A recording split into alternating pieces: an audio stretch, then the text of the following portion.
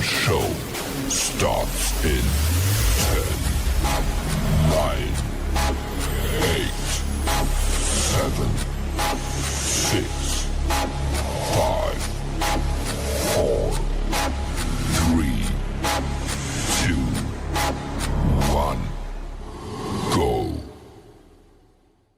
The following content contains adult language and humor that is not suitable for viewers under the age of 18. Viewer discretion is strongly advised. The views and opinions expressed during the following video content are those of the individual and may not reflect those of others.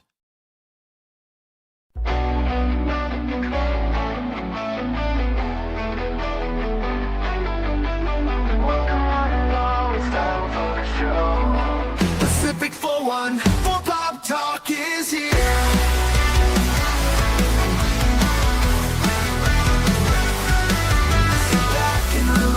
Join the conversation. We've got Baron Orman Tagge, Cash Money 007, and even Mike too. Pop culture, entertainment, news and reviews. Discussions will have opinions made from the panel to the chat. Everyone is welcome here. Reactions, watch parties, and special guests. We like to have a good time. Pacific414 for Pop Talk is underway. Pull up a seat, we're inviting to stay. Articles, collectibles, reviews, you say. Baron, Cash, and Mike bring the fun tonight. Now sit back, relax, enjoy the show. Don't forget to like or comment below. We almost forgot to share out the show. Pacific414 for Pop Talk is one of a kind. It's true. True. It's true.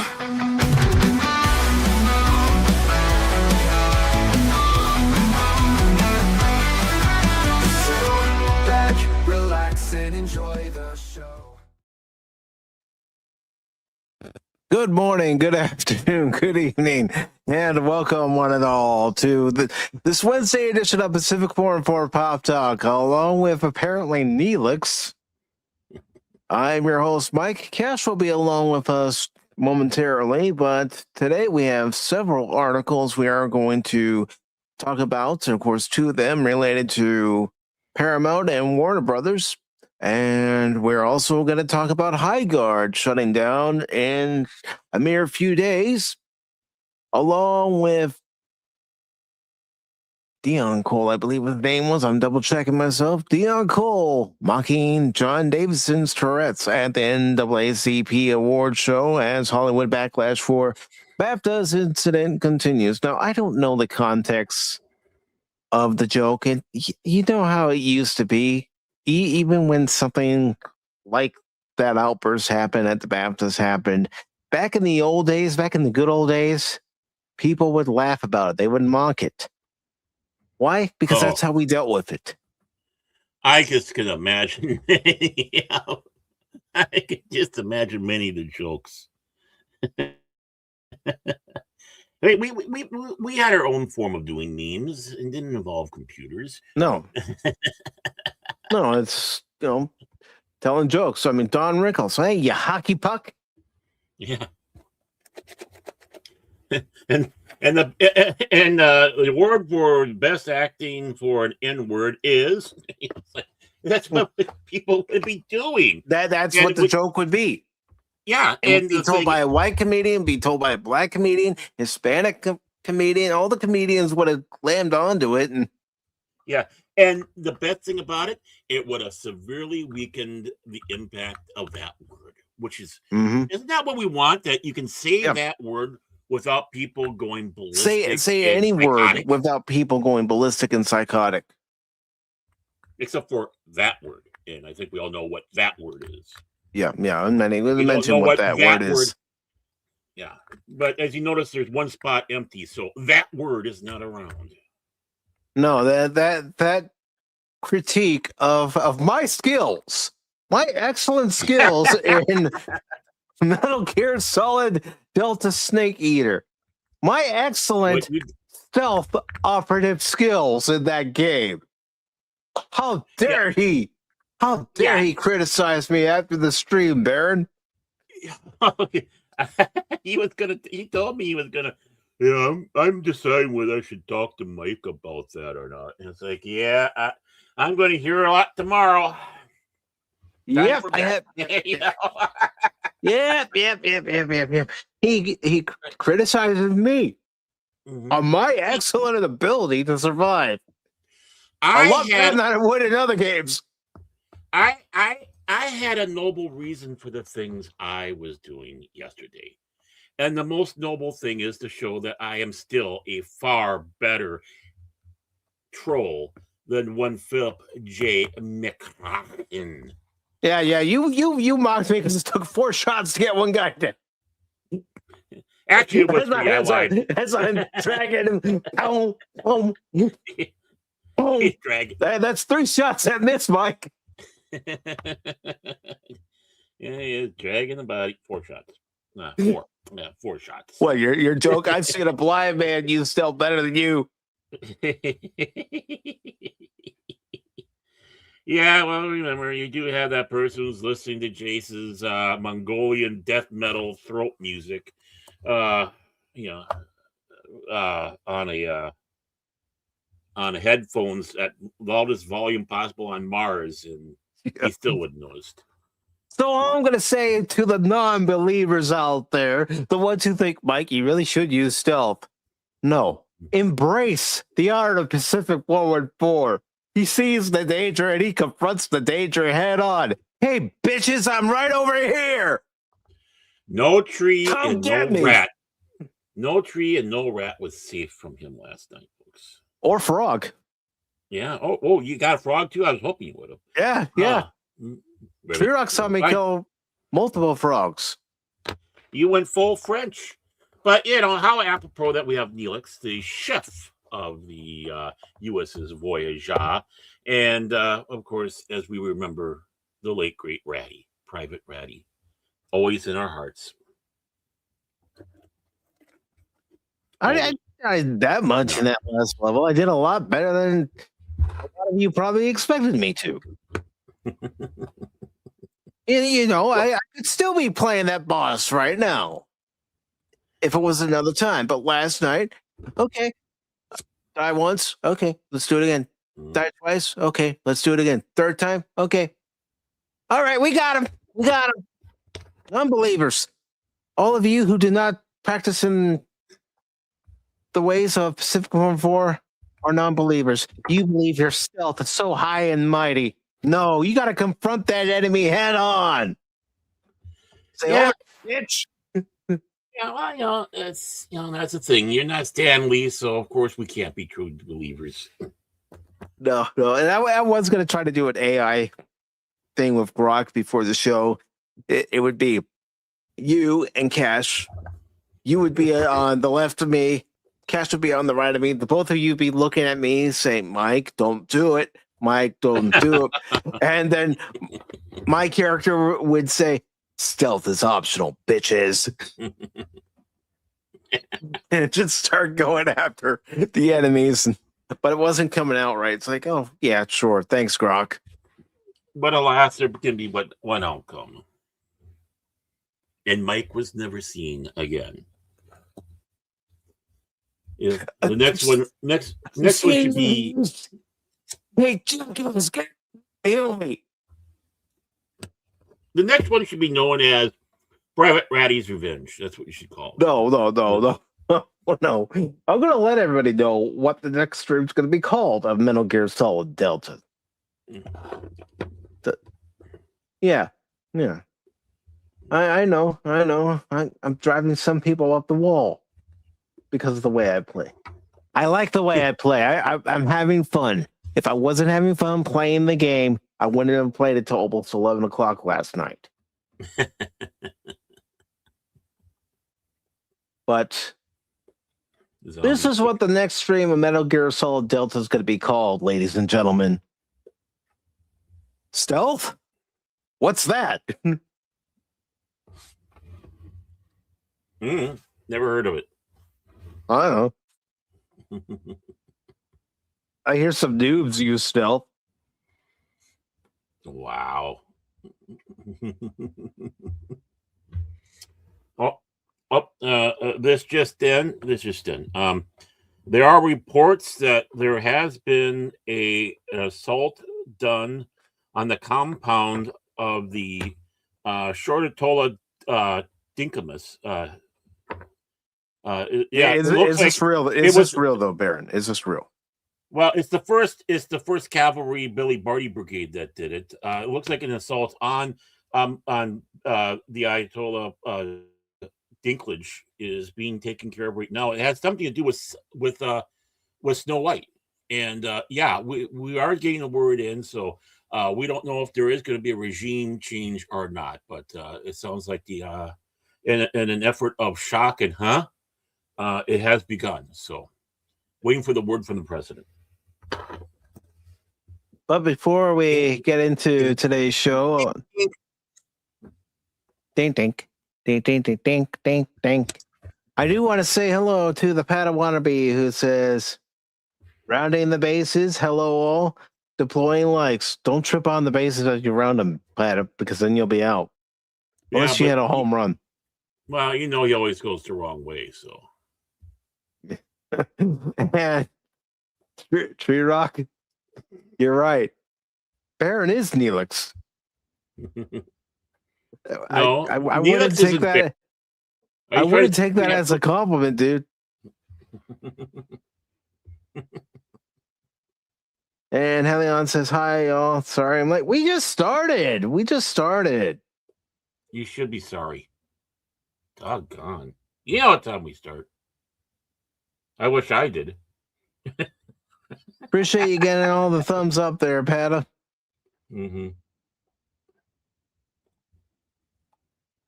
There's a battle wannabe. Good about a can of Raid.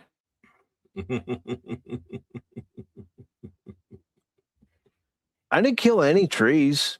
Trees are fine. Well, there was some mortal wounding. Well, they'll heal. Mm-hmm.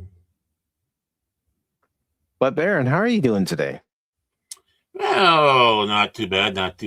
Actually, starting to feel a little better than I have been this last week and so. I wish I could complain, but I can't. It's like, what can I complain about? I want to complain. Okay, you know what I'm going to do? I'm going to complain about not being able to complain. I thought you were going to complain about being on Pop Talk. I never complain about being on Pop Talk. Because I don't need to know that, Kelly. I don't need to know that. I really don't. No. Conda's a good guy, but yeah. Conda, dude. What the hell is it because we had a lunar eclipse the other night that DJ Ronnie G and Conda and all these people are doing goofy things? Maybe. They do say the moon can affect people. Yeah. And if I recalled, I didn't see it in time, but if I recall, it was a blood red moon on Monday. Mm-hmm. Yeah. I didn't see it, but yeah, it was a blood moon. So. Yeah. And I heard the horsemen getting ready and gearing up, and then someone coming by. No, not yet. This is we're getting ready here. This is called, we're doing a little stage practice here. Yeah, and I'm gonna go take care of a bot over on the vertical feed. What?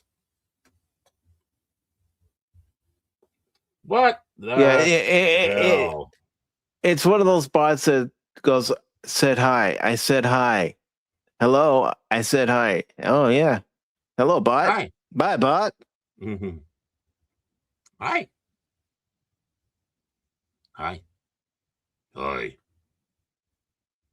And Jet Spark says that he didn't see the eclipse because it was too cloudy in his area. But Baron, are you ready to get into today's show? And of course, I did send Cash a message to let me know when it gets backstage so I can bring him in. Yeah, because you know what I'll be is he won't say anything. Yeah. I couldn't get in, so I just sat there. All right, guys, let me in. I don't have my Discord open either, Cash, so can't contact me through Discord. Oh yeah, he just sent a message to you in Discord. No, I'm kidding.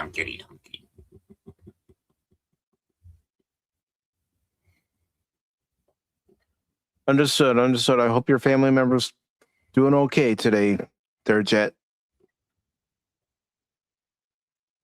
But we're going to go ahead and get into our first article here, first of many.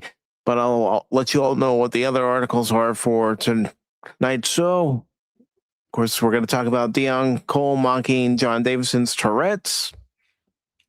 And of course, we're going to talk about High Guard shutting down. I know I've already mentioned it before, but I'm letting everybody who's coming in now know what we're talking about. We hardly need. And of course, HBO Max and Paramount Plus to combine into one streaming platform, which, I pontificated on Sunday saying one of those two has to go. They're not keeping both. And David Ellison, the CEO of Paramount Skydance, says Top Gun Maverick, a pivotal event for him as Paramount CEO commits to 30 theatrical releases a year post-merger. Movies should be seen in theaters. Yes, movies should be seen in theaters, but if you provide the people crap to watch in theaters, guess what? They won't go see those movies in theaters. I know. I'm pointing out the obvious. I do it well. I'm amazed. I would never have thought that. No, really? Mm-hmm. So let's go ahead.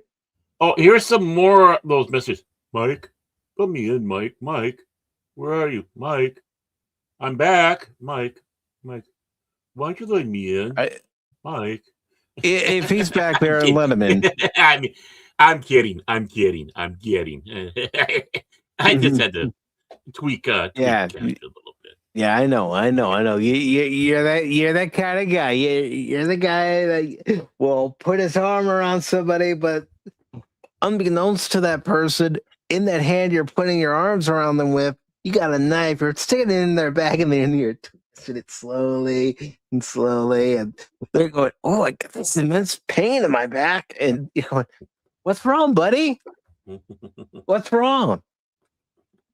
Got a knife in your back? I don't know." Remember. All right, everybody. He's back. Oh, everybody, yes? I'm back. I'm here for Pop Talk. What? Oh, is it time for non-stealth again? Oh, never mind. Okay. Wow. Non-believer. He is a true non-believer. You are the epitome of the non-believers of using that stealth technique. That's right. That's what you're supposed to do in those games, man. It helps a lot. Stealth. No. Yes. No. Yes. No. Yes. No. Yes. Stealth is for those who think that they can survive by using stealth.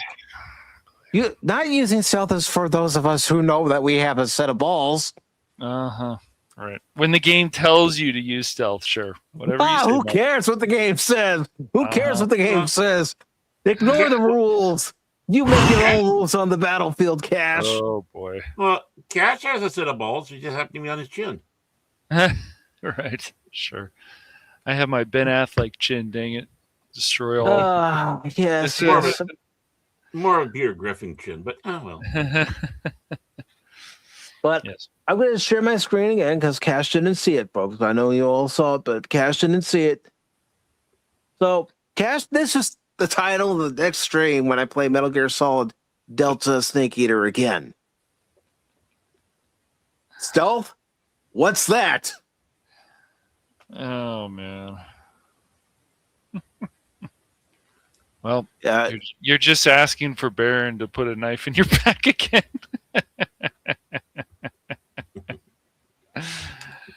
Because Baron will think, Tim. Yes, Baron, Tim, because those who use stealth don't have balls. Baron will be like, Wait, I said that wrong. Yep, I can hear it now in my head. It'd be like, oh, you still playing this game, Mike? Oh, how's that going? Oh, Mike got shot in the ass again. Oh, let's see what happens next. Okay. Yep. I didn't constantly fall off a cliff. I only fell off the one cliff. Many times. I only fell off it once.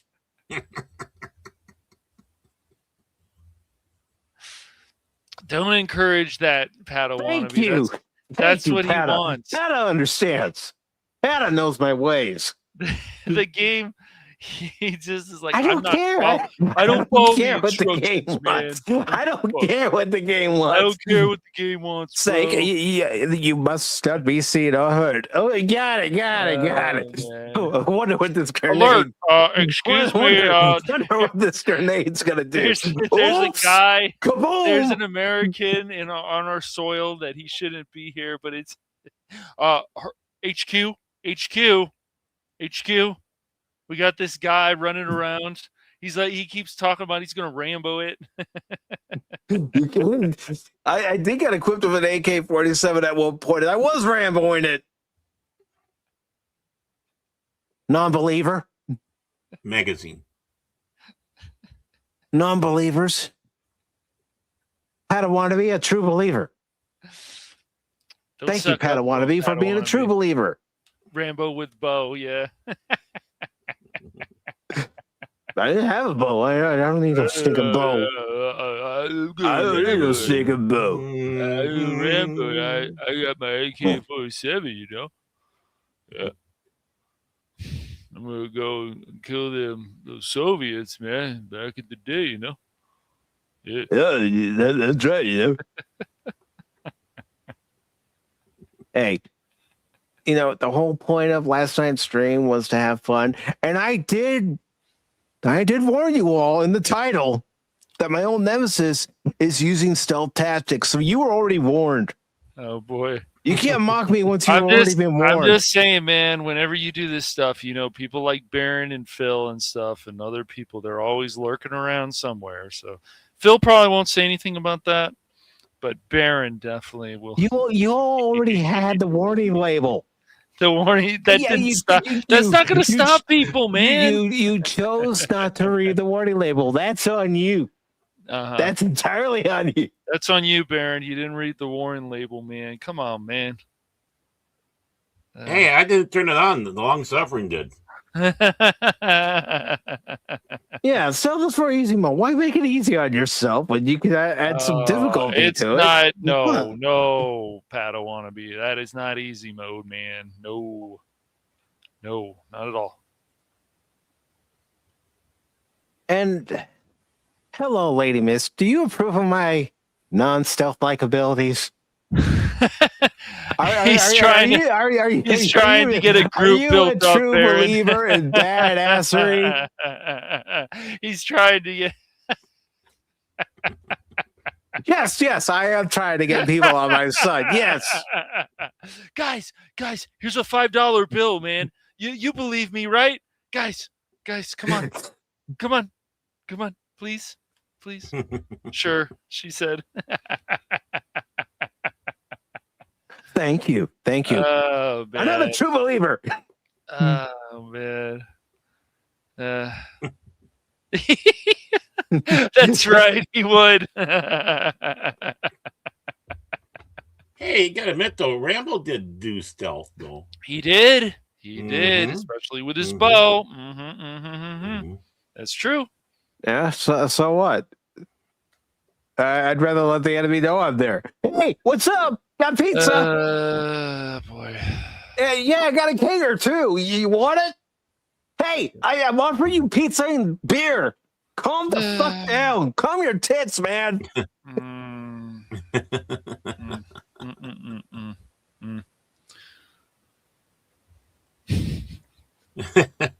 Well, and other news today. That's right.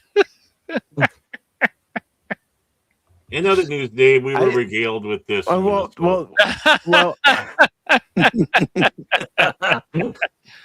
Awesome. Oh God, oh, Ralph Wiggum as Yes. Tim Waltz. Okay. Baron has angry boobs. Uh-oh. Yeah. He probably does. No, no, they're not the angry. No, they're still saggy, but no. And if anyone's offended by that, I don't know what to tell you. By what? This? No, about what I said. I said. I don't know what to tell you. Get a sense of humor. I have none. Well, I know that. But let's go ahead and get into our first article, shall we?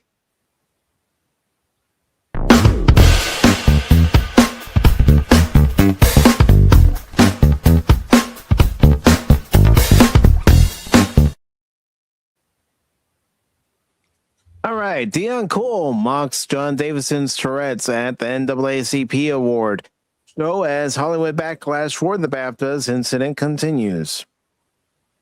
This is by Marvin Martinero of That Park Place, was posted on Monday. What a name. That'd be a great name. I am Marvin Montanaro.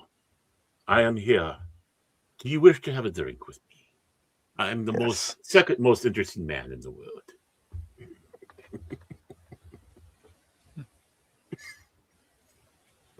Take it however you want, Lady Miss. You know, sometimes Baron does need to calm down. Oh, what do you mean? He's that kid high on the sugar from his donuts. What? Take it easy, man. I'm perfectly calm, dude. Calmer than you are. You just take it easy. Calmer than you are. But anyways, Deon Cole mocked Tourette's activist John Davidson at the NAACP Image Awards in a moment that's rapidly escalating online. Critics are accusing the comedian of crossing the line by mocking a neurological condition and adding to the ongoing celebrity outrage against a working class man for an incident he had no control over. Cole, best known for his work on Blackish, and he's also the spokesman for Old Spice. Mm-hmm. He's funny on that, yeah. Drew audible gasp during Saturday. Number one thing, Old Spice just eats me up. I cannot use that stuff. My skin has a reaction to it, so fuck you, Cole. And Blackish, that show fucking sucked. Fuck you, Cole. Okay, back to you, Mike. Yeah, he also had a PBS show too. I can't remember what it was called, but yeah. Drew audible gasp during Saturday night's ceremony when he referenced Davidson's widely reported Baptist incident, an episode tied to the actor's medically documented Tourette's syndrome. Cole's joke draws immediate reaction. During the broadcast, Cole delivered a mock prayer that took aim at Davidson's condition. If there are any white men in the room with Tourette's, I advise you to tell them to read the room, Lord, Cole said. It might not go the way they think it. Whatever medicine they on, they better double up on it, Lord. Fuck you, you motherfucking piece of shit asswipe. Just go fuck yourself. Do not come back. Just shut the fuck up, you motherfucker. Joke? That's not a fucking joke. That's him being a mocking son of a bitch piece of shit. What happened? What the guy that said what he said, that was true medical. This is him just being a piece of shit, worthless piece of crap. Fuck yourself. And I hope that Old Spice gets the fuck rid of you, because I would never buy that crap. And especially now, if your face is on that motherfucking crap. Anytime your face is on anything, I ain't gonna go the other direction. Fuck off. Back to you, fucking. Back to you, Mike. Not you. Back to you, fucker. Oh boy! Oh boy! Wow. Oh boy! Here I thought it was gonna say back to you, motherfucking Mike. It was like, well, thank you, motherfucking Baron. It's not, No, dude. This is the NAACP. You have to expect how much of a circus these things are. So any of this stuff happen, I agree with you, Baron, that yes, this is what these people do. They act like they're holier than thou, whatever bullshit.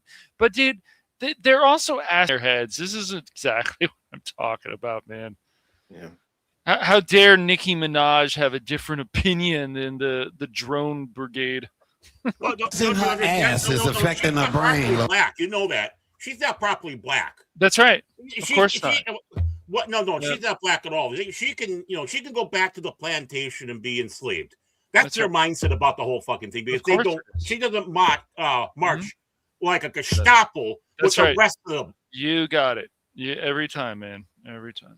He's a stand-up comedian, Lady Miss, who was on the show Blackish. And you may have seen him in the Old Spice commercials where they're talking about the different products that he's using in the commercial. And his wife will sometimes use some of his product because it moisturizes her skin, stuff like that. Mm-hmm. Plus, she's more of a man than he is. I heard that he likes to use the Old Spice tampons, which, of course, is Timmy approved. Mm-hmm. Take it out of our ass, Lord. We bind that spirit in our ass, Lord.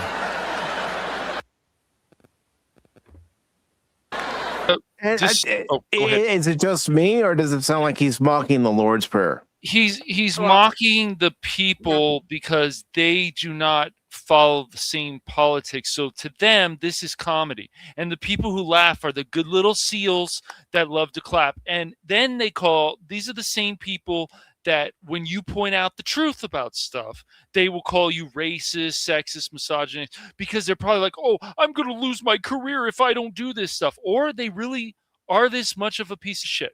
So they are that much of a piece of shit. They are this much of a piece of shit. And you beat me to it, Mike. Yeah.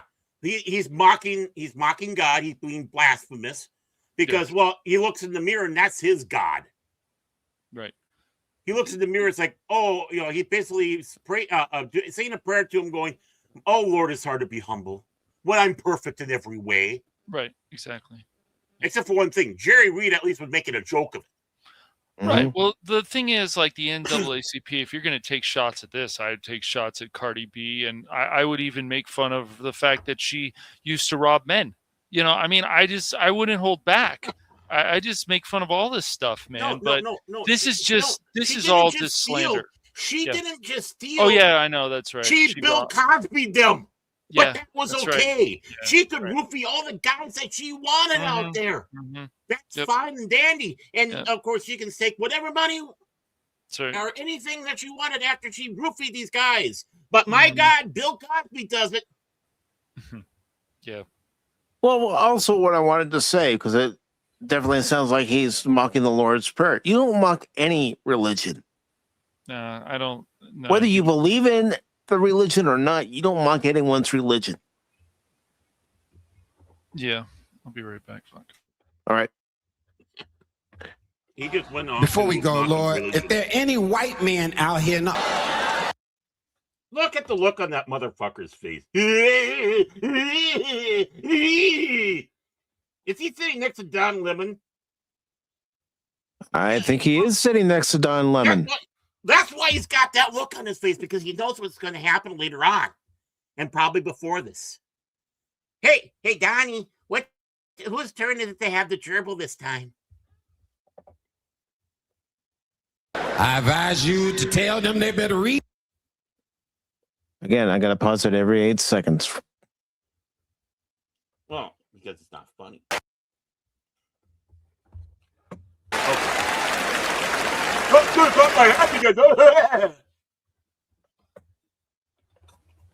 Fuck his name, I praise. Let the church say, amen. Fuck you. Just fuck you. Oh, let him double up with American. In some cases, if you did that, it'd be very dangerous. You stupid piece of shit. Yes. Tell you what. Let's reverse the situation. That black guy out there has Tourette's, and he throws out, He's calling people crackers, honky, a cracker, monkey, or crackers, whatever. right. Male monkey. I don't care. I love all those words, by the way. Those are my words, because but anybody can use them. I give permission, right? But the thing is, and I go out there and say that about the black guy. What? How fast until I would be crucified? Right. Right. If I did the same Be thing, crucified on the spot, Baron. Right. Yep. Yeah, if there's any black guys out there, and please, Lord, make sure that they double up on their medicine. Right. Oh, did I say something offensive? Well, that's the point. He said something that was offensive, extremely offensive. Yeah. And it's because, and one of the biggest peeve I have is the fact that he's showing, and I'm going to say the motherfucking word, fucking retard out there, shooting his fucking mouth off. Yes. With the empathy skills of an amoeba. Well, the thing is, they're always, this is what's happened to so many of these award shows, entertainment in general. They always want to play to the crowd and stuff. That they're like, oh, well, we better play these jokes safe and these people will laugh. And it doesn't matter if the people in there are good actors or what. Every time that these award shows become political and they're not funny, making fun of each other, making fun of this, not even taking like big insults. Like, it's the Don Rickles type era has been unfortunately over for so many years. And the Dean Martin era is yes. Oh yes, definitely. And so we won't we need more Ricky Gervais type people out there. We need more Craig Shut Kilmore. The fuck up. Take your stupid little award. No one wants to hear you talk about the real world. That's right. That's right. I'm because paraphrasing what Gervais said, but you get the point. The Conan is still going to be pretty funny with the Oscars, so at least they can pick that. But it's just, and who cares? Yeah, I know. But really, it's just they've ruined this stuff themselves because of they want to play Hollywood's narcissistic attitude, egotistic attitude, higher than thou attitude, living in their ivory towers attitude has tainted all award shows, not just the BET Awards, not just the BAFTA Awards, not just the Oscars or Golden Globes, but every single little award shows that they have. Everything has been tainted. The gaming awards, everything has been tainted because of the way that they've gone about things. And the pandering and all the other crap that's been going on has just not been good. It's never been proven. We go back to the early 2000s. We go back to stuff, even watching old stuff like Futurama and this and that. I know the new Futurama, I don't think it's changed too much, but it's like, would they make these jokes now? Would they do this? And like, it's funny to say, but yeah. You mean like this? After lengthy femputations, I, Femputer, have decided the fate of the men. Femputer sentences them to death! By Snoo Snoo! Yeah! What are you, gay? I love. Well, we can't forget this important word as well. How many of you think the opinions of actors should be valued as much as, well, say, doctors, engineers, or a courageous congressman? Right here. Yeah, right on. Well, you're wrong. Actors are self-centered punks. The dubbing on that still is. I will put money down. I will put money down that Mr. Davidson has worked harder his entire fucking life than that piece of shit Cole ever did. I'm sure. And the fact is, let's bring things up. Well, you don't understand the black man experience because, they're wearing that on their skin and people can see that. And they're instantly the bigotry and the racism and all the blah, blah, blah. What about a guy who walks out and all of a sudden, out of nowhere, starts spewing offensive shit out of his mouth because he can't help it? Yep. Here comes potty mouth Davidson again. Yeah. He's great. He's great to have at a soccer match and they're great for a rugby match in the crowd because that's a perfect place he can do all his Tourette's, but it's kind of hard to do it when you're in mass. Yep. Yeah. Well, the you bring that up, Pat. I want to be about role models. The joke they made, the little kids, is I didn't touch anything and stuff. They wouldn't. It was just the timing of it, and things were funny. And then when Jane Lynch's character said, "I did crack for in the morning," I did crack. And it was just funny. Would they do those kind of jokes again? I don't know. No, they're too afraid to do those jokes, Cass. The biggest problem, exactly, they for the want to show. play these things safe, so they go like, "Oh, isn't it funny that we made fun of somebody who's now supporting somebody that we don't like? We're so funny." But they don't have the balls. Never. They never had the balls to take shots at Cardi B and stuff because she's one of them. So why would they do that?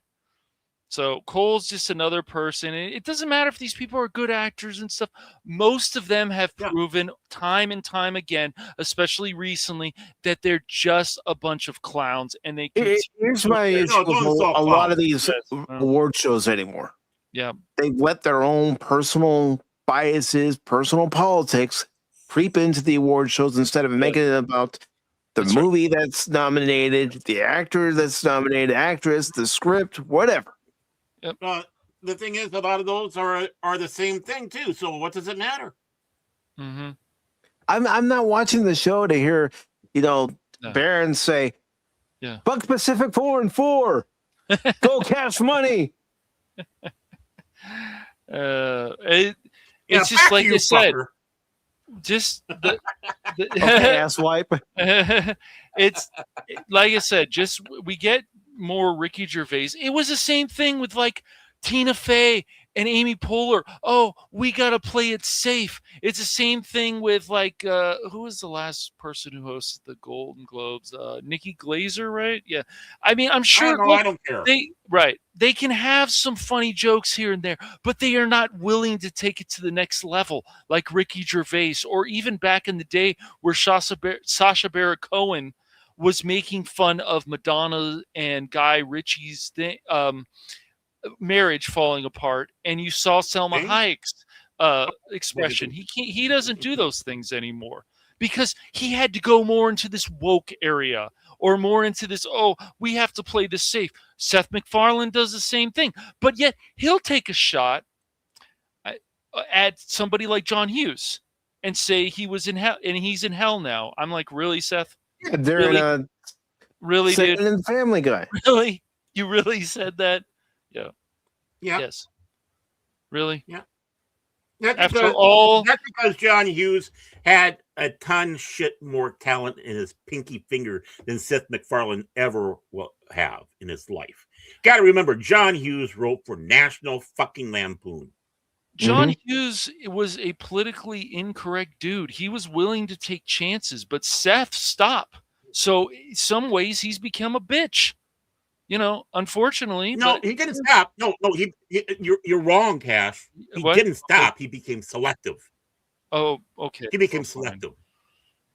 It's still though, but he still stopped. I can't make fun of stuff that might hurt my little seeds. Right.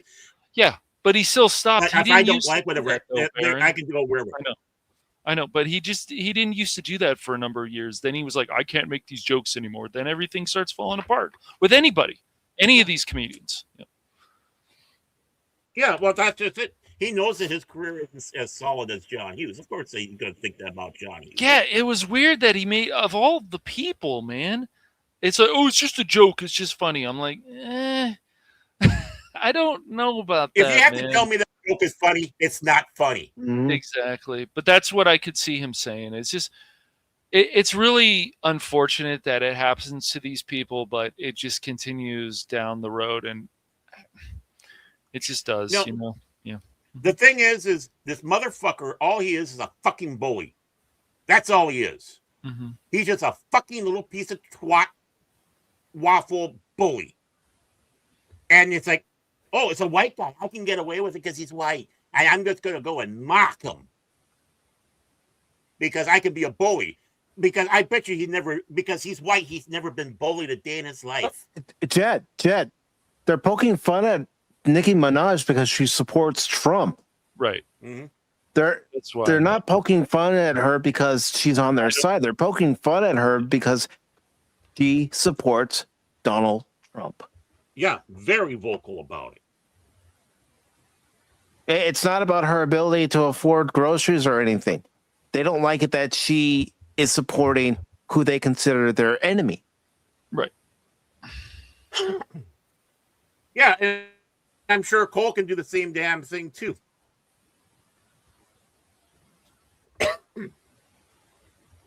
Whether you like Trump or dislike Trump, you have to understand he is our president of the United States. Mm-hmm. No ifs, ands, or buts. Yeah. Just like Clinton, just And like Bush, yep. just like Biden. Mm-hmm. Yep, because I was just going to mention Clinton. He was our president. We had him for 8 years. Mm-hmm. George W. was our president for 8 years. Obama, 8 years. Mm-hmm. Mm-hmm. We had Reagan for 8 years. Mm-hmm. We had Carter for 4. Mm-hmm. Mm-hmm. Do we say HW for what? For 4? Yeah, Mm-hmm. We had him for 4. Yeah, we had Ford for 2. Yeah. Although, with HW, he was pretty much there for 12 years because he was the vice president under Reagan before he became president. Right. Yeah. So whether you agree with the sitting president or not, that person is your president. Mm-hmm. Mm-hmm. Until our elections say otherwise. Mm-hmm. But the article, getting back to it, says, according to reports from the ceremony, the line initially prompted audible gasps before parts of the audience began to laugh and applaud. I don't know. I heard laughs and applause right when he said that joke. I didn't hear an audible gasp. Yeah. I didn't hear any gasp. I just saw a bunch of and if you guys crap out there. If you guys want to analyze this stuff, here's another example. It was like, I think it was Whoopi and Oprah at the time. They made more about themselves that Quincy Jones gave them a career or helped them a lot in their career than actually honoring him more. And you can just see it. These people are narcissists. That's exactly what they are, and they always will be. And you think, oh, but they did such nice things for that's great. So did people like Matt Lauer. Look at what happened with him. He looked nice and great, didn't he? Oh, wait a second. Oh, you mean Matt Lauer? That's right, Matt Lauer. Yeah. I like that. Yes. Hey, let's ignore so many out there that kicked open the doors, from Satchmo to Eddie Rochester Anderson, who was one of the pretty damn rich personality in Hollywood for being a black guy. We're just going to sit back and say, I'm going to be like Cole. No, for being a black guy and all that. I mean, we let him move into the neighborhood. Is that funny there, Cole? I'm laughing. Are you laughing, Cole? You piece of shit. No, all these that went out there and they kicked the door. George Washington Carver in the field of science. Mm-hmm. All the way down. But you know what? You hardly, even during Black History Month, you hardly hear anything. The closest you get to is Rosa Parks. Because she didn't realize sitting at the back of the bus is actually more peaceful than being in front. I'd rather sit in the back of the bus. I fight for it. Yeah, that's where I went when I went to school and got on the bus. I went for the back of the bus. Yeah. Right. Yeah. No joke. People sat in the back of the bus. Sometimes it's better to sit in the back of the bus just because it's just you get more room and so on. It just this whole thing about, I mean, that was years ago with the whole especially on the buses that we had when we were going to school. They had the bench in the back on our buses. Yeah. So everybody would go for that because it had more room. You could actually stretch out a little bit. Yeah, there's not just one race that was told years ago. Other people, even after all that nonsense years ago with the Rosa Parks situation, there's still people who want to sit in the back of the bus sometimes. When I went to Vegas, Nothing I was wrong riding with the- it. When I was in Vegas riding the bus, guess where I wanted to go even then? To the back. The back.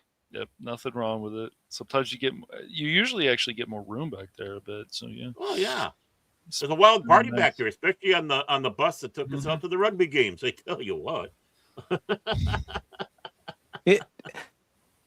Seth MacFarlane, unfortunately for him, he doesn't really care about his own shows anymore. I mean, I'd be surprised if he even cares about Ted anymore. Yeah, I don't know. If Ted doesn't go the way of the Orville. I don't know. It's weird. His head is so far up his ass, he's coming out of his own mouth. Mm-hmm. It's just, and that's the way he views it. He thinks he's because he's been heaped all that praise on there. I don't have to do anything no more because I'm Seth fucking MacFarlane. Yeah. Yeah, I don't know. I guess Ted's still going on, so I guess it's popular. I don't really know. I think it should have ended after the first movie, but I don't think it needed a series, but whatever. Mm-hmm. I saw an advert for it the other day, so. Yeah, me too. I think there's at least I one. watched it when I had Peacock. I thought it was okay. No. But getting back to this article, it says the moment quickly. Getting back to this article, it says the moment quickly spread online where a reaction was far less forgiving. Critics say the joke crossed a line. The backlash centers on the fact that Davidson has publicly discussed living with Tourette syndrome since childhood. The condition can include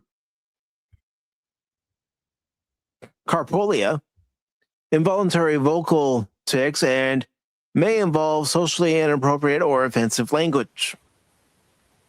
Yeah.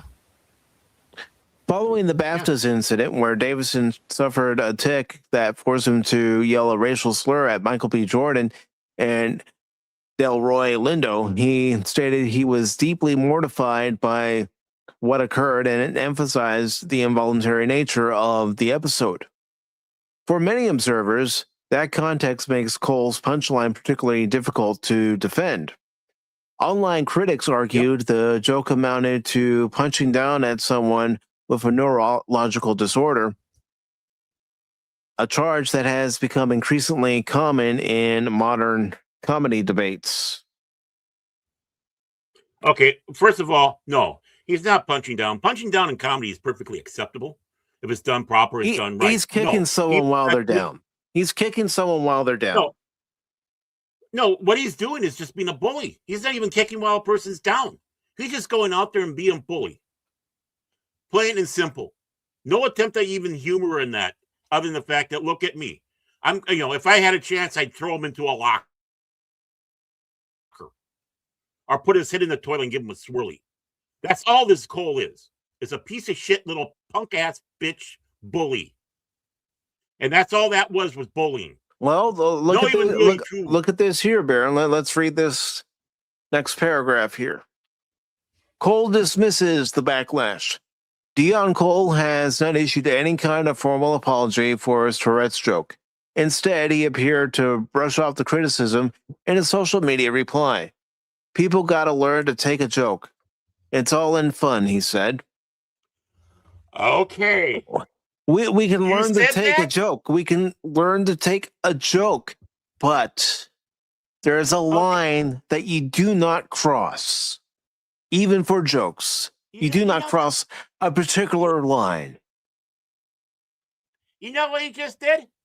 Thank you very much, Mr. Cole. You have given us all the invite to say the most vile, racist jokes there are on God's green little planet, using whatever words we want. Because really, you just got to learn how to take a joke, Cole. Thank you for giving us that door open. Thank you so much. By sitting back and saying that, you gave us the end card.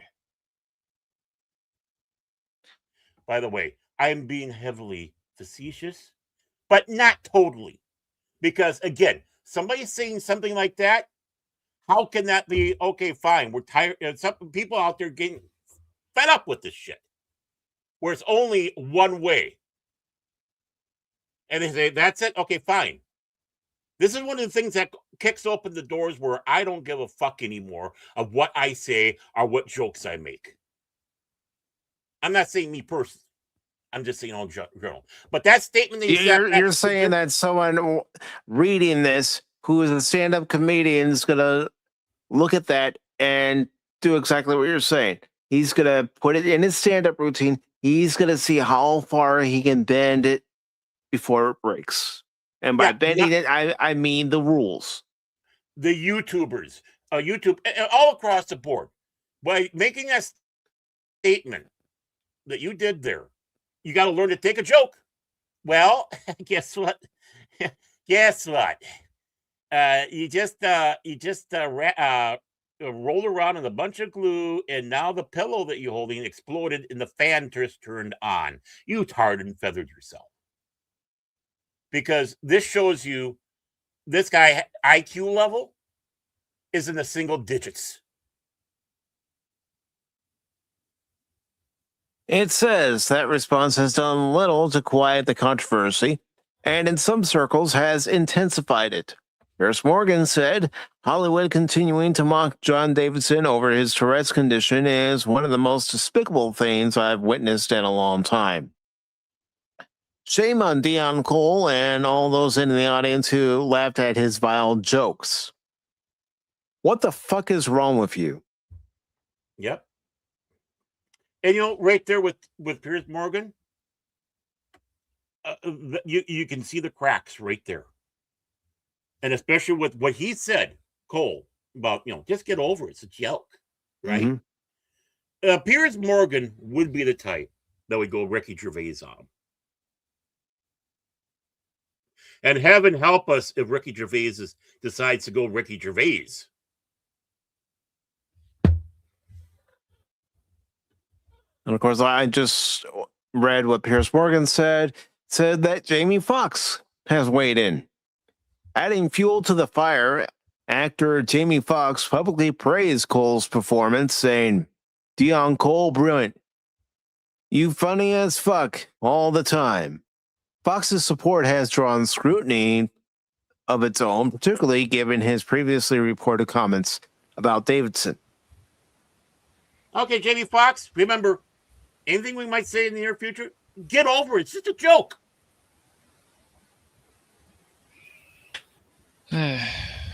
It says, according to prior social media discussion referenced by critics, Fox stated, nah, he meant that shit, referring to Davidson's involuntary tick. Fox openly dismissed the medical explanation behind Davidson's BAFTA's incident, despite having no personal knowledge of Davidson's condition. A comedy line many viewers say wasn't worth crossing. Let me just see what Jed has to say here. I mean, sure, back in the day, those Tourette guys' videos were funny, but of course, when somebody accidentally has an outburst at an award show, everyone loses their damn minds. Yep. Well, that's just it. It's selective. Yeah. It's always selective. It's always selective, yeah. Always. Tim says, I hope John Davidson sues the crap out of them all. He also says, while he's a public figure, this has gone to mocking. Right. Bullying. Yep. Jet says, it's also so ironic that, again, you're only allowed to make jokes at someone else's expense based on your political leanings nowadays. Here's the thing, right? Where there was some poking of fun at Tourette's syndrome. But, if I had Tourette's, I would be laughing my ass off. And I think most of that did. Because it was actually reflecting more of the what humor should be doing, showing the actual representation of the difficulties in life in a humorous way. And oddly enough, from a Rob Schneider film. Rob Schneider not known for making the best films out there. But what was it, Gigolo or whatever? That one was pretty good. Where's Gigolo? Right. Yeah. Deuce Bigelow, male Gigolo or whatever. Deuce Bigelow, yeah. So it's pretty good. It's pretty good. Yeah.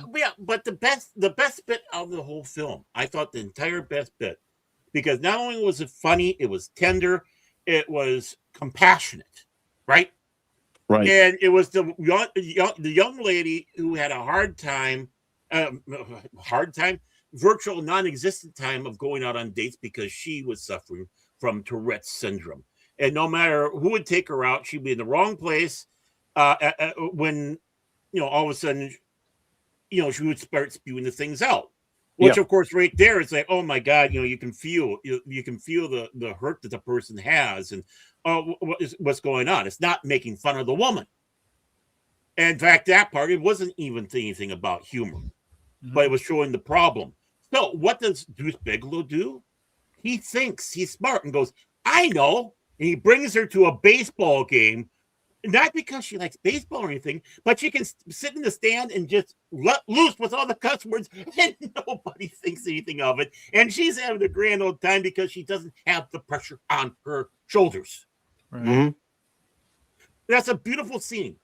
Everybody should see that scene that likes comedy. And how do you do things properly with comedy?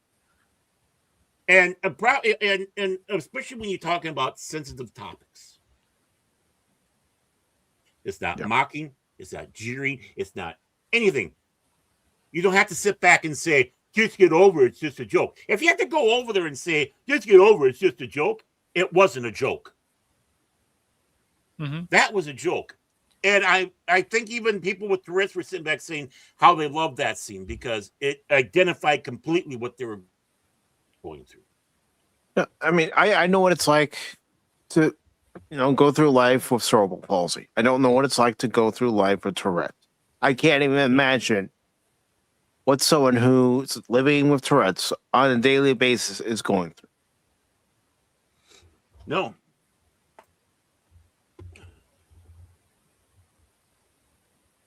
And, and somebody who has, especially the last few years, really embraced into the men's mental health things because I went absolutely bonkers. And I jokingly say certifiably insane. But, with the depression, anxiety, panic attacks, shit like that. And, they've been bothering me a lot lately because of a lot of stuff that's been on the plate, right? I don't use it as a crutch. I don't go around. I'm not saying this for anybody to start, get a pity for me. That's not the point. The point is as someone that does suffer mental health issues as a man, Davidson is suffering from mental health. And again, he's a man. But, okay, it doesn't matter. He's a white man, and we're just going to gloss that all over, and we're just going to have our racial bigotry and hatred spew forth on that guy because we're a bunch of arrogant fucking pricks. Yes. Yep. Entitled pricks. And real quick, before we continue on with the article, I am going to play that scene. Now, I am going to have to pause it because of copyright. You found it. Tim found it. Oh, some call him Tim the Hunter. But Good job, Tim. I'm going to go ahead and share it. Again, I'm going to have to pause it. I knew we kept him around for some reason. But if you're watching this on the replay and you see that it's no longer there, it's because I had to remove it because of the copyright claim. So here we go. I'm also going to make sure the captains are on, and they're on now.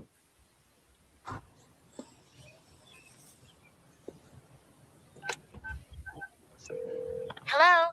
Is this Ruth? Yeah, I'll be right down. God damn it! Nice day. Huh? Yeah. Shove it up your ass!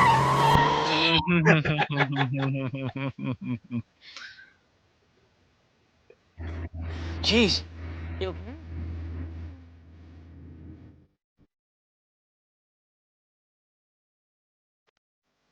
Okay, before it gives us a chance, but now notice the setup of this whole thing, right? And everything is fucking believable, right?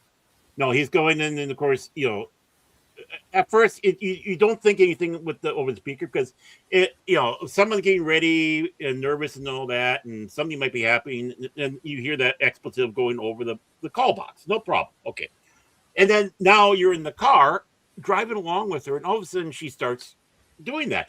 Natural reaction from Rob Schneider in this one, right? It's like, whoa, what the hell, and all that. And then you can see the discomfort level with her as she's explaining what she's suffering from. No mockery, no nothing. This, if you're going to make a Tourette's joke, this is a beautiful setup so far. Mm-hmm. Now I'll continue.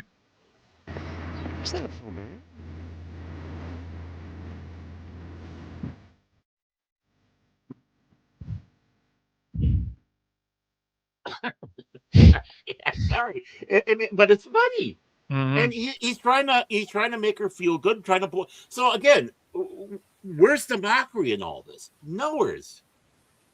But he knows that he's in for a rough ride, boys and girls. Mm-hmm. I mean, look at that look on his face. Yeah.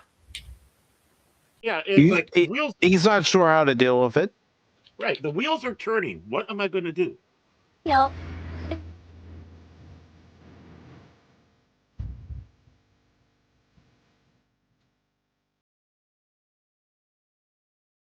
Mm-hmm. It's so funny that's Amy Poehler.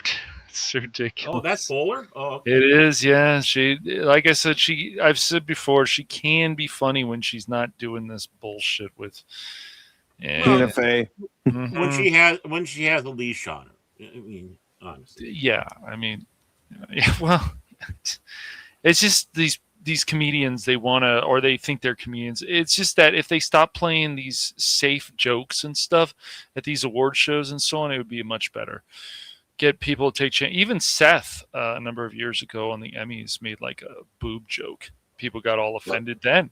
So, but honestly, what is anything safe about this scene going? Exactly. And the reason why I'm saying that is this could go sideways fast. Yes. It's not playing it safe. You are taking a chance. You're hoping everything hits right. Or at least 90% of it hits right. But even then, that 10% can be just enough to derail everything. That's right. This is not because it looks safe doesn't mean it is safe, and that's the genius behind it. That shows how good you are. That's right. By not making it look that way. Pretty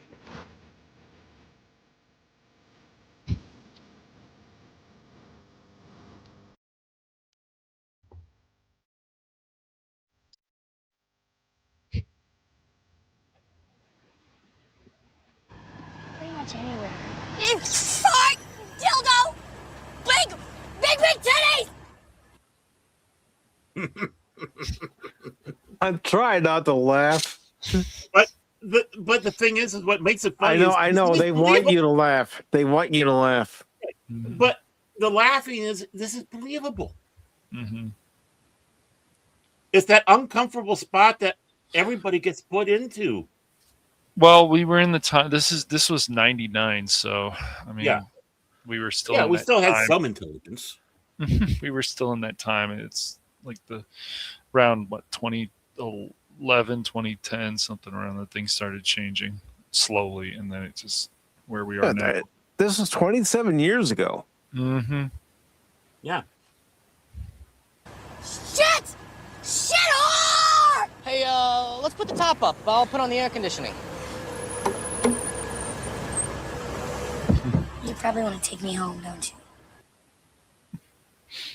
you? And there it is.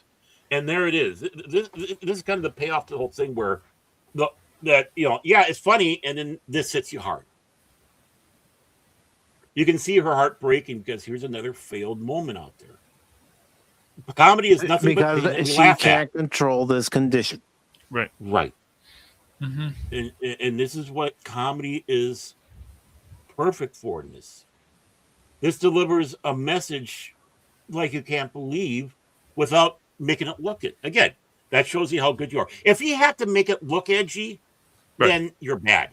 Right. And that's the whole thing now. It's like, oh, isn't this funny how edgy we can go? The boys, the thing we even saw from Laren Studios with the guy burning after the what was it? After Chilling Night? Yeah, right. Yeah, right. They just want to see how far they can go, and it's like there's just no filter, and they're just doing this stuff to see how crazy and ridiculous they can be. It's not just, there's not really that much of a point to it, except that look at what we can do. Look at how far we can take this. But they'll play it safe on other things. But they want to see how gross and what they can do and all this other stuff that we never had years ago and we never needed. But they're like, oh, let's throw this in. Let's do this, and especially fantasy games, other stuff, whatever. Well, I'll be perfectly honest. I hated it when I had teachers from elementary school, even in high school, that would make me front and center and point out my disability. Right. I'm not here to be paraded around like the guy with disability. No, I'm here to learn and get educated. Right. Yeah. Do your job. You're not a dance market monkey. Right. I'm not a clown. I'm not here to amuse you. Exactly. Unless you're Joker, then you amuse yourself. But well, then there's people out there now, Baron, who relate to the Joker. He's a sociopath, but sure. Yeah, that's not mental illness in itself. I mean, dude, this stuff is just, it's insanity. It's literally insane. Yes. The Joker is insanity dialed up to 15. Right. But the thing is again, you can have gross out things. Yes. And it still is thoughtful and funny. That's right. One of the grossest scenes that was ever done for the longest time in the movies was Monty Python in The Meaning of Life with Mr. Credisol. Oh, yeah. And it's only a waft of thin mint, and then he explodes. Because it was making a commentary. It's obviously it's the British style of going about that humor. Right. But it's still a funny scene. It is utterly disgusting scene. Yeah. But the thing is what's important is they didn't rely on that through the entire freaking film. Right. And I'm not saying they can't do these things, but like everything has to be sadistic nowadays. Everything has to be sexual nowadays. Everything has to be all kinds of stuff that was never a part of these franchises, never a part. I mean, we've gone on and on about this, but it's just, are you afraid of the pee-pee? It's just crazy. Right. It's all just, nothing's really organic anymore. Everything's in your face. If there's a baby ad, if there's whatever, it's always in your face. Everything, there is no, it doesn't really give you time to breathe. And I think it's not just movies and stuff. A lot of entertainment nowadays doesn't give you time to breathe.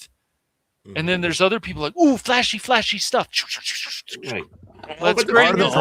Part of the problem, Cash, is TikTok. Yes. You want these quick, instant videos. Hey guys, look at me doing some stupid shit on TikTok. That's right. That's right. And no woman should ever complain about me being fast in bed again. That's all I got to sit back and say. Hey-o. But the thing about, I did a sex joke. Ooh, I'm edgy. But the thing is organic. This shows you, it's edgy, but the thing is, it's natural. Yeah.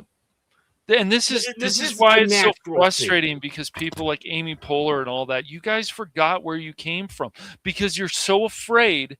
And we know this is what happened with Bill Maher, all these people before.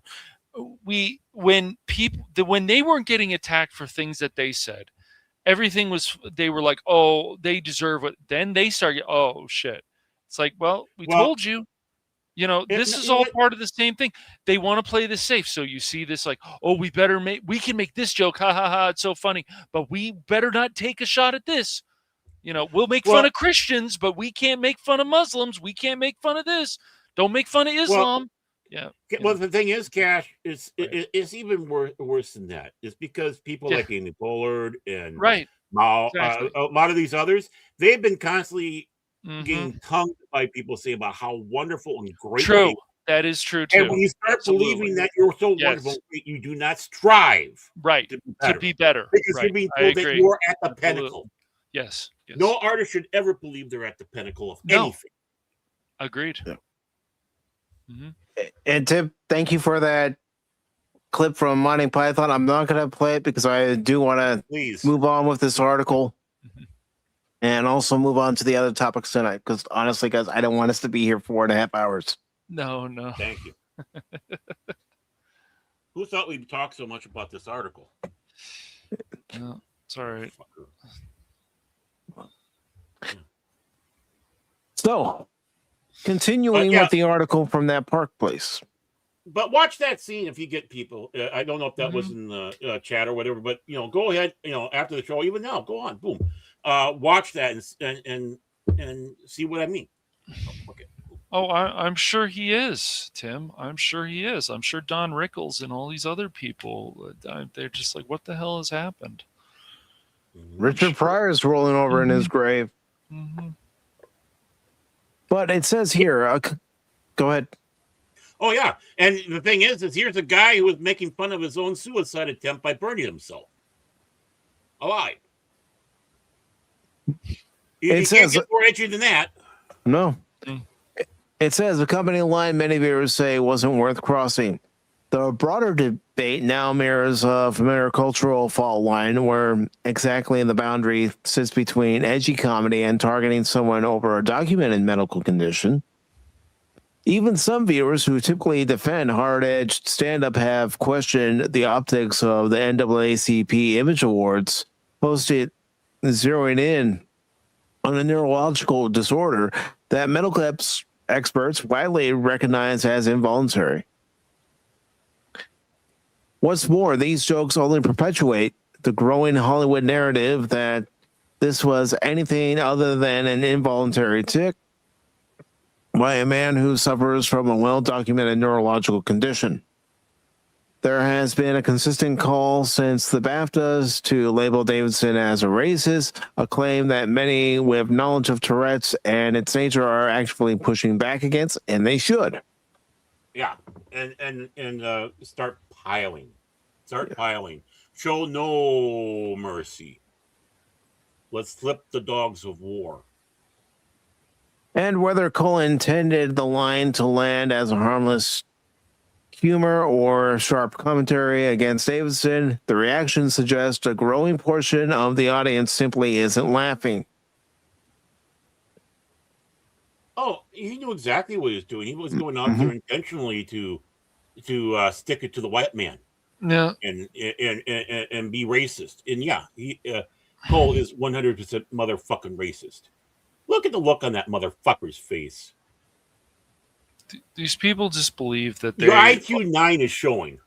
They probably deserve 10 gold statues somewhere and whatever. I mean, they're really just that ridiculous. But unfortunately, as I said before, with these award shows, like none of this stuff surprises me. They go and they have their political opinions of this, and they have this free Palestine, whatever the fuck it is. And it's just like, why does any of this ever need to be a part of these award shows? We get it to the point in video games where it's like, oh, we don't have this, and we need to have accessibility more. And people didn't need that before, but now they need it. Okay, you want to do that? Fine. But all this stuff ends up being pandering. Why don't we have pronouns in this? Why do we have this? Why do we have to change this? Why do we have type A and B in games? It just goes on and on and on. And so all the entertainment, the award shows, everything. So this kind of stuff, I just don't. I'm not surprised that the NAACP has more controversy again, or another award show has some kind of controversy, because they've caused these problems to themselves. Davidson isn't the problem. It's not just the NAACP. No, it's not. Awards, though, Cash. It's all of entertainment. I know, man. It's all been tainted with just using the award shows as an example. But the NAACP, they were supporting all kinds of things, BLM, whatever. But what they don't understand is that not everybody that watches this stuff is going to agree with them. And they want to keep playing the games, racist, this, that, you're a misogynist, whatever bullshit they want to say. They're not going to win this fight, because these words become meaningless because they're used in the wrong text, basically. Well, all I can say is I hope everybody comes to my channel afterwards, because I'm just going to I got a bunch of that I'm pulling out of my files here, a bunch of George Floyd and Jesse Jackson jokes I'm going to go through. And if you got anybody has a problem, just take it easy. It's just a joke. Right. Yep. And Jet Sparks was saying video games aren't fun anymore. They feel more like a chore. They can, yes. especially the live service one. So I don't know if you heard, but Sony apparently isn't going to be releasing single-player games on PC anymore. They'll do multiplayer games, but not single-player games. Why? Because they're tired of mods. Well, Sony, if you would give fans what they want, both in gameplay and maybe the looks of the characters, you wouldn't have to worry about mods. No, they can blame mods. They can blame all this stuff. They can blame whatever. This kind of stuff works for Nintendo because they have it on their console and they keep releasing games that people want. They have their problems too. I'm not going to sit here and say, "Oh, they're so perfect," but that's not what you were telling me last night, Cash. Oh, you're praising the Mighty Mario. I was not. What? Yeah, he's a simp. Hilarious, Mike. Hilarious. But anyways, it's just it's always just so funny to me that they do these things and they just just disrespect the consumers. Then the consumers go, "Oh, we're going to accept anything." And people go, "Oh, that's not a problem. That's not dangerous." I'm like, because too many people do. And so then we get these live service games. They're like, "Oh, we can take more money out of the customers." And so we keep seeing these problems all the time. Things need to become more entertaining. If it's a game, gameplay should be just as important as a story, if not even more, because gameplay should always be important. All this stuff should be important. Having great comedy, not being afraid to make jokes, not being afraid to make George Floyd jokes, Colin Kaepernick, whatever, and people boo, who cares? Then just make another joke afterwards. Because we used to poke fun at everybody, so make jokes targeted at everybody again. Yep. Yep. You know, you see Cole up there, I would be making a spice joke for sure. You know, and I don't care if he would get offended or not. I don't know, but he seems like he's got a stick up his ass. And then when Jamie Foxx, a guy who is stick of old plates, right. You know, it's always unfortunate when people like Jamie Foxx and whatever support this stuff. It's like, well he's I don't agree. Jamie. Always has been a trop. I don't agree, Jamie. I don't agree, man. Twat waffle. So, well, you know, he's showing his flat eartherness there too. By the way, he's like, I don't believe in this Tourette's thing. I don't believe in it. I don't get. I trust the science. So trust the science. So you gotta trust the science. I don't believe in it. It's the same thing. It's just like with Kevin Smith, all these different people who had a certain niche, who did a certain way of their comedy, taking chances. I mean, this is a man who even did a joke of the Challenger blowing up on Clerks, and the way he did it was like, "Ooh, that's brutal." But once again, you know, then they back away from the stuff that made their careers. It's really something. It really is. Mm-hmm. It really is something to see. Oh, I'm not telling those jokes anymore that they offend too many people. Right, exactly. That's how you made your name. People went to see you because of your jokes. I better talk only about this. I better talk about that. I mean, yep. Guys, just think about it. Imagine if Sam Kinison was still alive. Would he think about everything that's going on? Sam, I miss you. Wow. Sam! No, it's just, you know, it's like Keegan-Michael Key. He does funny stuff, and he still does funny stuff. But it's like, would he do the Key and Peele? And you see what happened to Peele. And Peele's like, "Oh, well, I want to only hire only black main actors." Okay, great, man.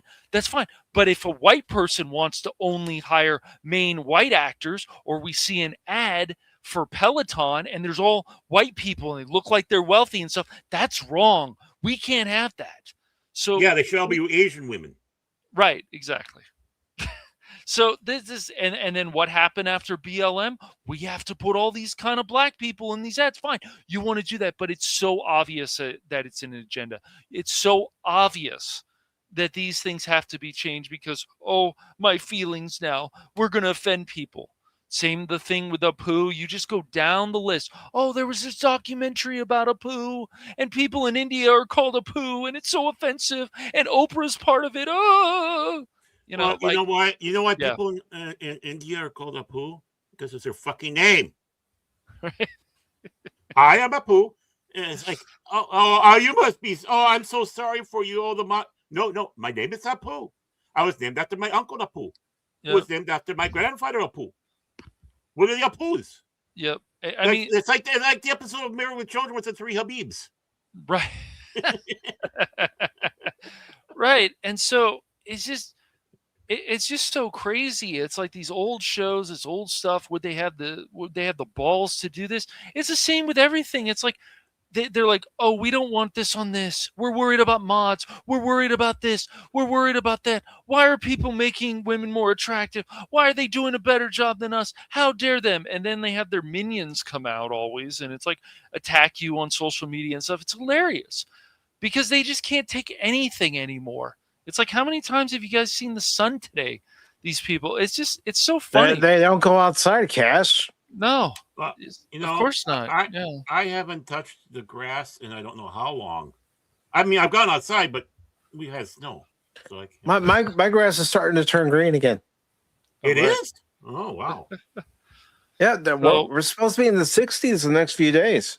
But I love the green grass of home. This is something we just keep seeing, and then it's like, oh, well, you have these politics, or you believe this, you need to be denied. Like Dean Cain recently. I don't care if you like Dean Cain or not like Dean. But Cash, he's a problem. He's on the other side. We can't have him at this convention, even though there might be some fans who are excited to see him and would be disappointed that we're not inviting him. Yeah, you're gonna have your sickle fans who are going, "Yay, bravo! Don't let that Trump supporter in." Right. Whatever it is. That's how it's become. It's become ridiculous. Yes. It's so stupid about all this stuff all the time. Dude, if I was running a convention, Bernie Sanders, whoever it is, wants to pay and they're not causing problems, fine. I don't care. But they want to do this whole narrative. If it's TwitchCon, it's this. This is why I'll tell you people out there, not just me, but other people talk about this. And if you're worried about offending people, don't be. They do this stuff to themselves. The conventions, the award shows, everything. This is why people don't have faith in the new Tomb Raider, or they're upset, or they're like, I'm not feeling this because I have faith in the new Tomb Raider game. No. People don't have faith in this stuff anymore. I don't have faith in the new Tomb Raider show. No. That people on the bridge is a part of. I don't either. Oh, we gotta have faith. Gotta have faith.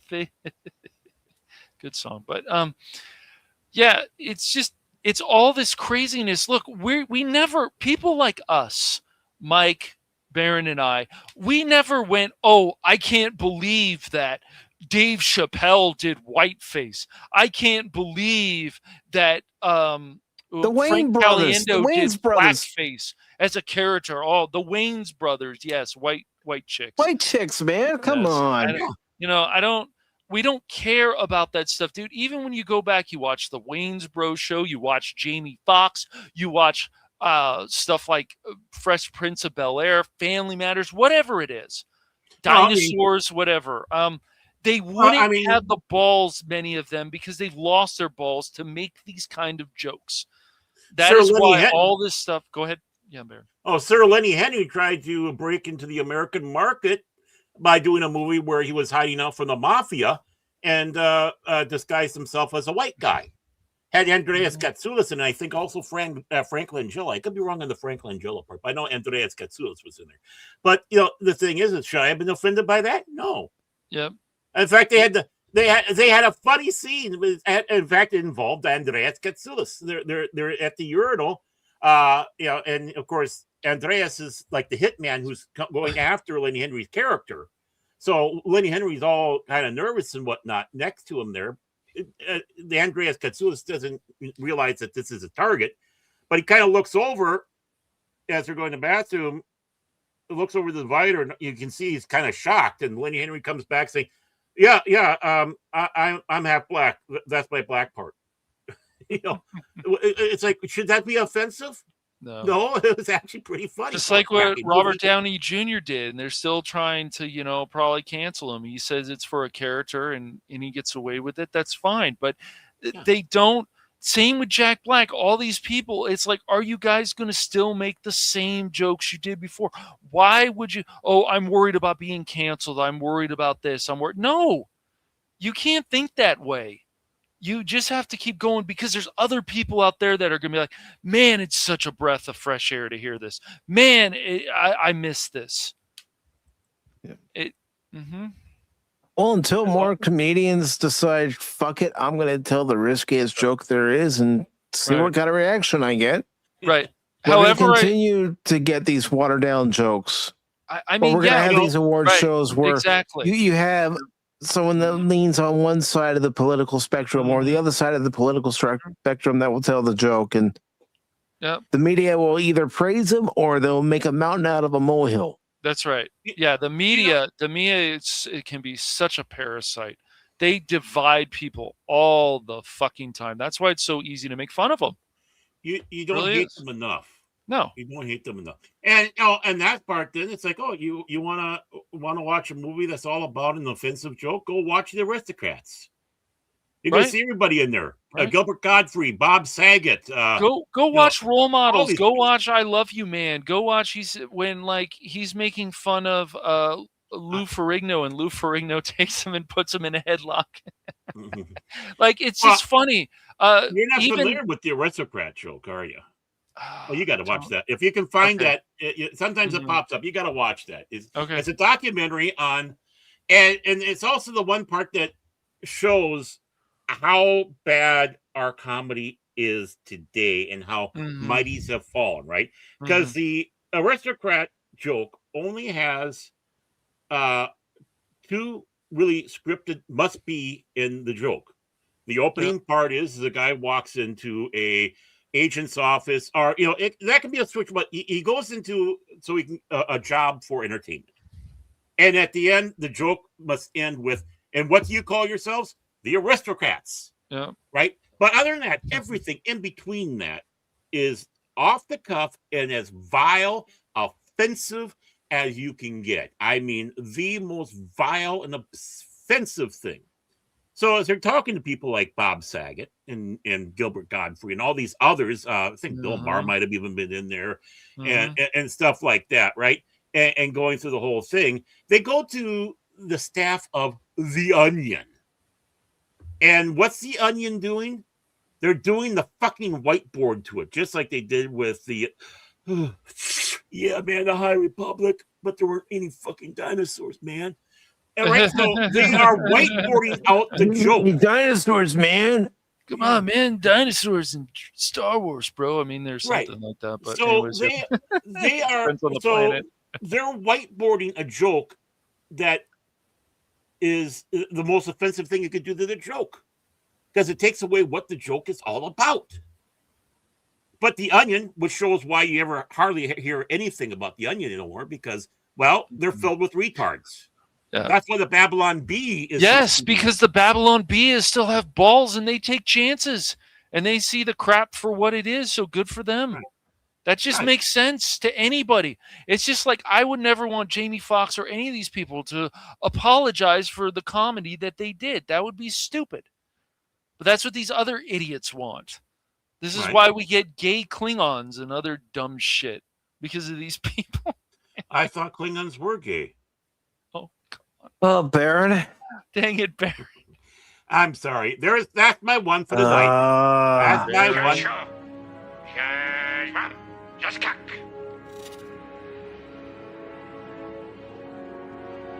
He said, "Today is a good day to die."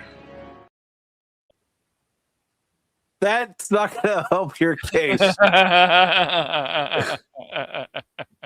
That won't help your case at all. As a matter of fact, I'm going to go on to the next article. All right. That's not going to help your case, Baron.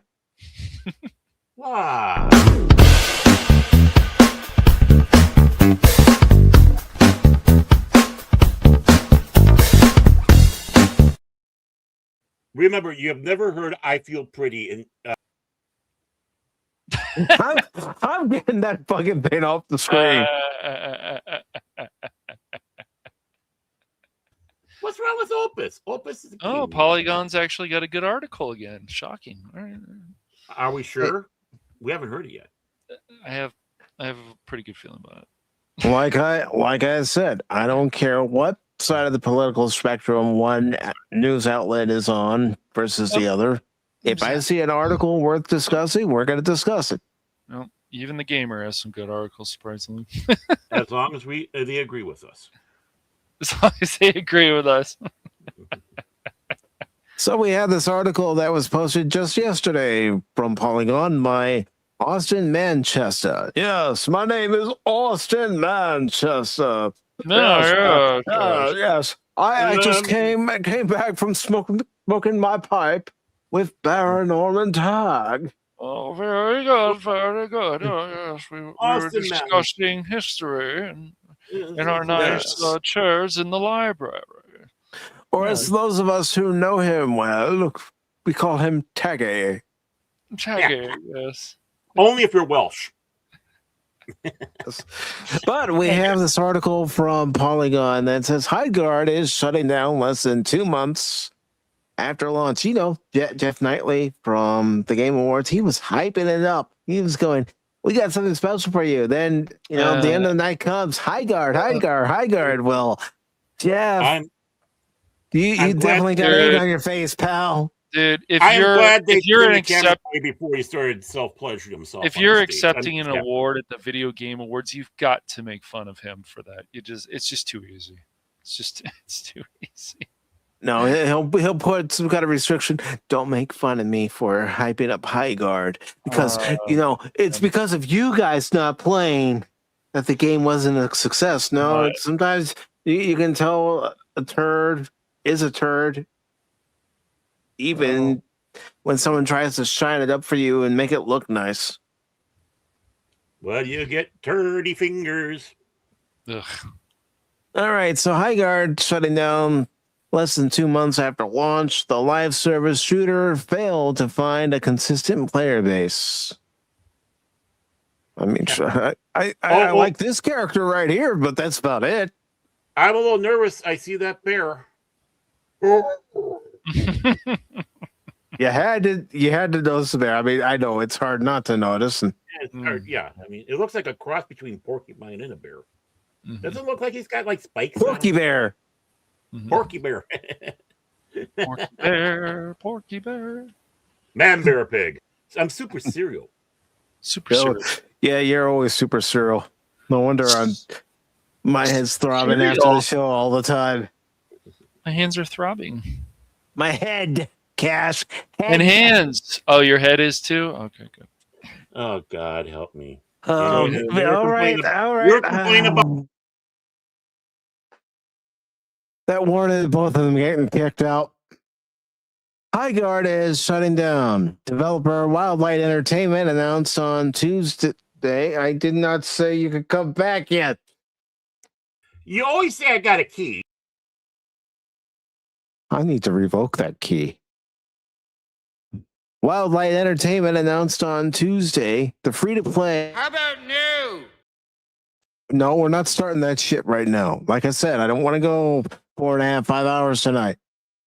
I know, I just had to say that one. The free-to-play raid shooter from former Apex Legends and Call of Duty developers will cease to be playable on March 12th, so next Thursday, when its servers go offline. Yes, they're going to go offline, folks. You know what that means? Baron won't have a game to play. No, it can't be. This changes everything. We have to act now. I think I should be offended. I'd be offended. I don't care. I don't care either. Despite the passion and the hard work of our team, we have not been able to build a sustainable player base to support the game long term. Well, when you fired the majority of the staff, everybody knew the writing was on the wall. Yeah, we tried to be positive and think maybe they can rebound with what staff they have, but I don't know about you, but I wrote them off. I wrote them off. It's never a good sign. And this is from former developers of Apex Legends and Call of Duty. Yes. You'd think Yeah. they knew the front door they're doing. Yeah, well, Apex, I don't know if the guys were still there. Just before. because you worked on a particular game doesn't mean you were the right cog. Just considering both those games have just, well, I don't know, maybe Apex has gone in a better direction than Call of Duty. I don't know. Never played Apex. Apex started having some pandering bullshit in there, unfortunately. So, What? Not So enough is- people with chins? yeah, that's true. Probably. No, So, other Wildlight said this in a statement on X. Servers will remain online until March 12th. We hope you'll jump in with us one more time to show your support and get those final great matches in while we still can. Well, I mean, if people weren't showing up before, what makes you think they're going to show up in these next few days You beat before me it shuts to down? There's only one reason. Because people will want to experience what this train wreck was about. and laugh. Mm-hmm. I can see the cyber tumbleweed. And say one day, sitting there in the retirement home going, you know what game I played back in 2026? I'll tell you what game I played back in 2026. It was called High Guard. It was the worst video game I ever played. I must have played that game for 10 minutes. But Then they that turned 10 the server minutes off. felt like 10 decades. That's right. Not one decade, but 10 of them. All right, it says the developer is adding one final update before the shutdown, bringing with it a new warden, a new weapon, account level progression, and skill trees. Why? Your game's getting shut down. Why even do any of that shit? Hail Mary? Maybe. I mean, that's the only reason I can think of it. Yeah, sometime later this week. Originally intended to be a surprise launch like Apex Legends was in 2019, Wildlight instead took up Jeff Knightley's offer to announce High Guard as the Game Awards 2025 at the Game Awards 2025, a decision Wildlight founder and CEO Dusty Welch told Polygon was maybe a little risky in hindsight. A little? Yeah.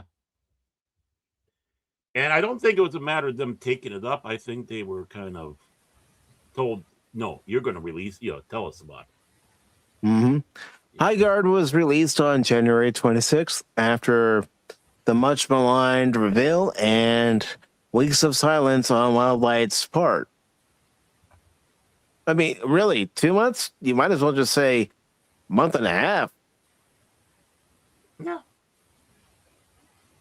All right, it says players rushed to check it out with High Guard peaking at nearly 100,000 concurrent players on Steam, but not all of them walked away fans, and plenty of them walked away. While Steam DB player count charts aren't wholly illuminating of a game's reach, High Guard also launched on PlayStation 5 and Xbox Series X. They are the only public figures we can turn to for a sense of how many people are engaging with a given game. On Steam, High Guard's player base rapidly shrunk. It peaked at just over 15,000 players first weekend after launch. A month later, after its January 26th launch, High Guard was barely pulling in 1,000 current players on Steam. So they're only having 1,000 people online, and you're begging, hey, come on. Water's fine. Come on, one last time. Come on. Mm-hmm.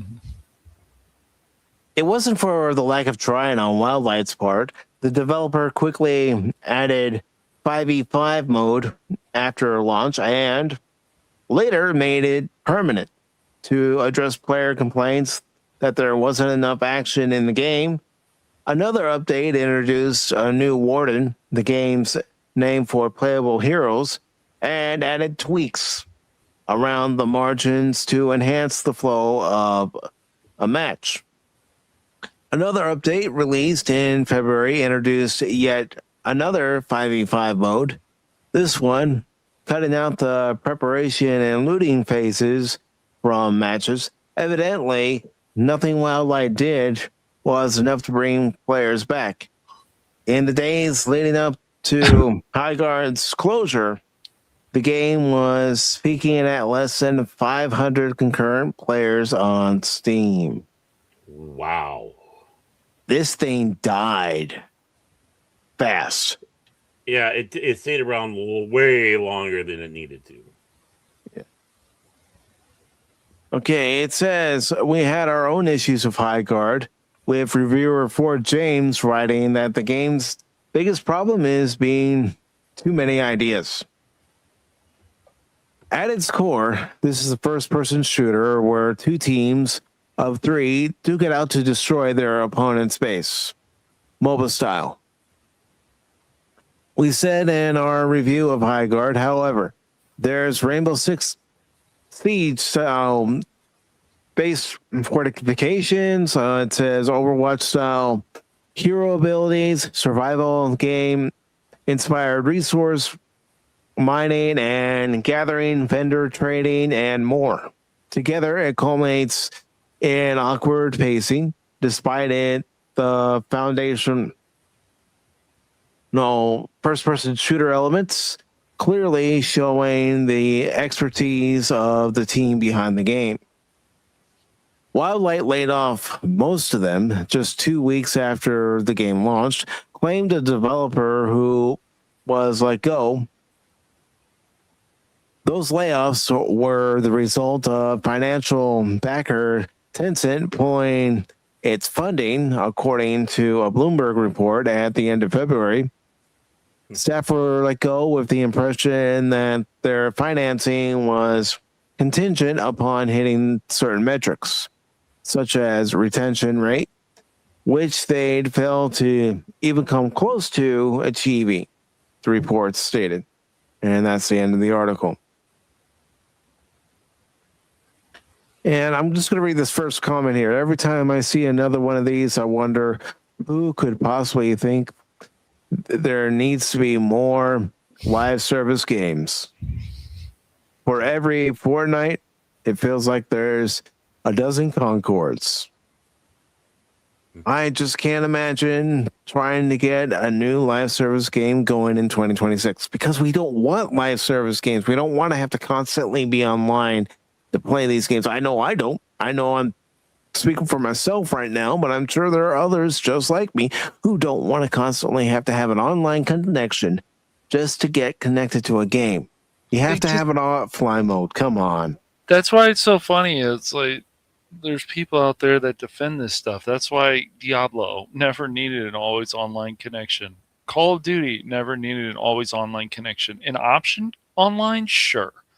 And always online, no, because people keep forgetting that it's going to be once those servers go down, you're screwed. That's it. Sure, they can get them back up, but once those servers go down, you're screwed every time. Yeah, because we know no one's going to want to make an effort to bring the servers back again like this by quote unquote fans group. First, you need to have fans. Yeah, right. And Sony wants this live service. Other companies want. It's not smart. Like, focus on what you've done well. And the live service game, just like the mobile games, just like any of this stuff, you have to keep up with the content. You have to give the customers what they want. So with Fortnite, the way that's set up, you get all these nice skins. You get this. Now, some of this stuff I don't agree with. I'm surprised people want Sabrina Carpenter and some of this other stuff. I never looked at Fortnite as something that needs to have virtual concerts and stuff, but that's just me. But they have some smart marketing going on. And even though they've had lawsuits, Roblox was a smart idea too, but you see what's happened with the whole Predator situation. Like, it's just, it's all this shit all the time that let's start thinking about this. That's why I was talking to who was I talking to? I can't remember now. Low Spec. That's who I was talking about, Low Spec. And I was like, it would just be like, I know that there's still a lot of customers out there clamoring for like new Star Wars content or new this, but like more stuff like the Old Republic and other things. So if we just box ourselves in with all this live service crap, and we know that it's also these companies, they're like, oh, we'll make more money, we'll make more money, we'll make more money doing this. And it's like, well, but once again, you have to keep up with the content. And if people don't like your designs, if people don't like this, it's going to be a problem. So it's a mess. And they just want to keep doing this stuff. Mm-hmm. But, you know, as you guys know, even like these free-to-play games, they fail. And they fail once again because they can't keep up with the content. And they're overcharging people, and maybe the free-to-play game will last a few years. Maybe it'll last a year. But they fall apart. I've seen ones like this anime-type fighting game. I was like, oh, this is pretty cool. I saw people when it first started, oh, I'm going to be a whale and drop $100 on this and see if I get this one gold thing on stream. Isn't that cool? I'm like, I guess, dude, it's your money, but it seems insane to me. But all right. Yeah. You know, but I don't want to buy pixels. Right. You buy stuff like a founder's pack for maybe $50 or whatever. And like, well, I pretty much playing a game here. Like I'm buying a game. So even though the game is free to play. So you just, all this stuff that they have, the High Guard, the Concord, it's like, you have to keep up with the content. And you know what? You want to give people a live service, then they should be able to make the characters that they want to make. How about that? How about you give them that? That's right. Give them that option to do that stuff, and it would be better. But that's what they always think. We're going to make all this money. We're going to make all this money, and it's like, nah. Well, you know what it comes down to? They'll come out and they'll say, and you can make the character that we want you to be. Right. Instead of going out there and make the character that you want, you know. Exactly. You know, they'll give that wonderful lip service, but it comes down to it's like, you know, it's it's the three Habibs. It's like, what's the difference between these characters? Yep. It's just even crazy Sony fanboys and other people are like, this is just not a good direction. It's like, no, it's not. It's not a good direction. I mean, Nintendo also has their free-to-play games. They had a Super Mario Kart game, or just Mario Kart games. Like, I don't want to pay money for this. I can buy one that's cheaper or whatever, and I can get a lot more fun out of this than this. And they want to keep doing this stuff, and it's really weird. But really, a lot of these type of live service games are failing more. Who knows if Marathon is going to be good? I personally think that game looks like somebody threw up paint and made a game, but you know, is it based off the old one from the 90s? It was supposed to kind of be, yeah. So we'll see. Maybe they'll do a better job with this. Yeah, I got that one on Mac somewhere. I don't know where it is. So. maybe they'll do a better job with this stuff. I don't know, but well, the problem is it falls into the same trap, right? It's a free to play, but in order to get anywheres or whatnot, you have to start throwing in some money. And you know, how many of those games? Then it comes down to the fact that people don't have the money for it, right? So it's not going to happen. Now, like Mike was sitting back saying earlier in the last article about who was it? Sony? I can't remember who it was he was saying, but they don't want to focus on single player games. Yeah, that's the report. Because of the modding. And what type of what stupidity is that? That is absolute stupidity. And why? Here's one example of it. Of course, we have, I keep on forgetting the Starfield, whatever it is that came out of the world of Fallout in space. Yeah. Right. And look at the lackluster crash that thing had. And now you had to have that team of independent modders coming out with this great looking Star Wars mod for it. And all I'm hearing is people saying This is giving me the reason to buy Starfield. This is a reason for me to go out there and buy it. This free mod. So what's happened because of the modder? You have more people interested in your product. And the thing now is, you got people are going to go out and buy it because of that. So if you're going to snub what that had to do with the modder, well, you've just lost a bunch of sales because every sales matter. Yeah. It's so weird, Baron. Like, it's just like, what was it, a few years ago? They just keep doing this crazy stuff. They go, okay, we have a convention. All right, that's so cool, man. All right, we're going to show a trailer. And then you get other people, oh, trailers are cool. Not saying they are, guys, but where is some gameplay? How are you going to sell people on this game when you're not, oh, but the trailer, look at those graphics. That's great. But where is the gameplay? And how many of those graphics are actually going to be in the game? Exactly. Right. You know, how many of those were done just for the trailer, or were they done just for the cutscene? And it doesn't help also that a lot of these media sites continue to defend this. I'm glad to see Polygon and other people calling this for what it is. This just didn't work out. Good. Sometimes you guys get things right. Most of the time you don't. But sometimes, yeah, I agree. But they also take the easy way out too. And these are Polygon, Kotaku, and stuff. They get mad when people attack stuff. Look, even Stellar Blade, I was glad people pointed out recently, look, yes, there's a sex appeal in there, but I don't feel this game is some 10 out of 10 just because of Eve. I feel it's more of a 7 out of 10. I didn't think it was a 10 out of 10 when I played it.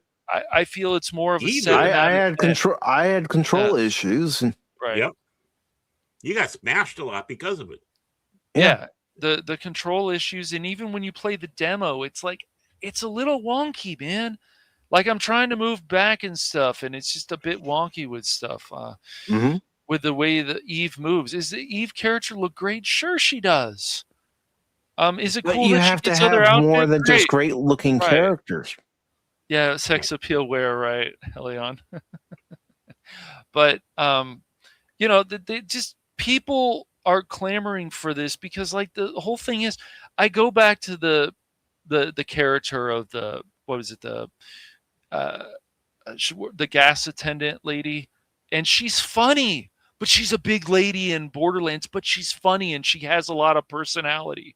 So if you're gonna make bigger characters, you put more work into it. What work? I know, but more personality, more this, more. This is what makes these great characters. This is why Borderlands, the movie and stuff, even though it can be okay, they're missing the point of what these characters always were. Roland and all this stuff, Handsome Jack, all this kind of stuff, and then they go crazy. Like then you, on the other side, you're like, oh, I don't like games like Life is Strange. They force this lesbian thing. I didn't feel that way. It felt more organic because they were building these characters, and then they go crazy with this stuff. So, I don't know. Like, I don't really understand a lot of this stuff. So we're going to go into this more direction. Games as a service. Games is this. Even when they did this to BioShock and you had that connection, that Microsoft Live, it caused problems to BioShock 2 that didn't need to be problems there. So, yeah, right. I mean, I'll admit, right now, I'm liking Resident Evil Requiem. Yeah. Will I give it a score right now? No. I'm not going to give it a score until I finish the game. Right.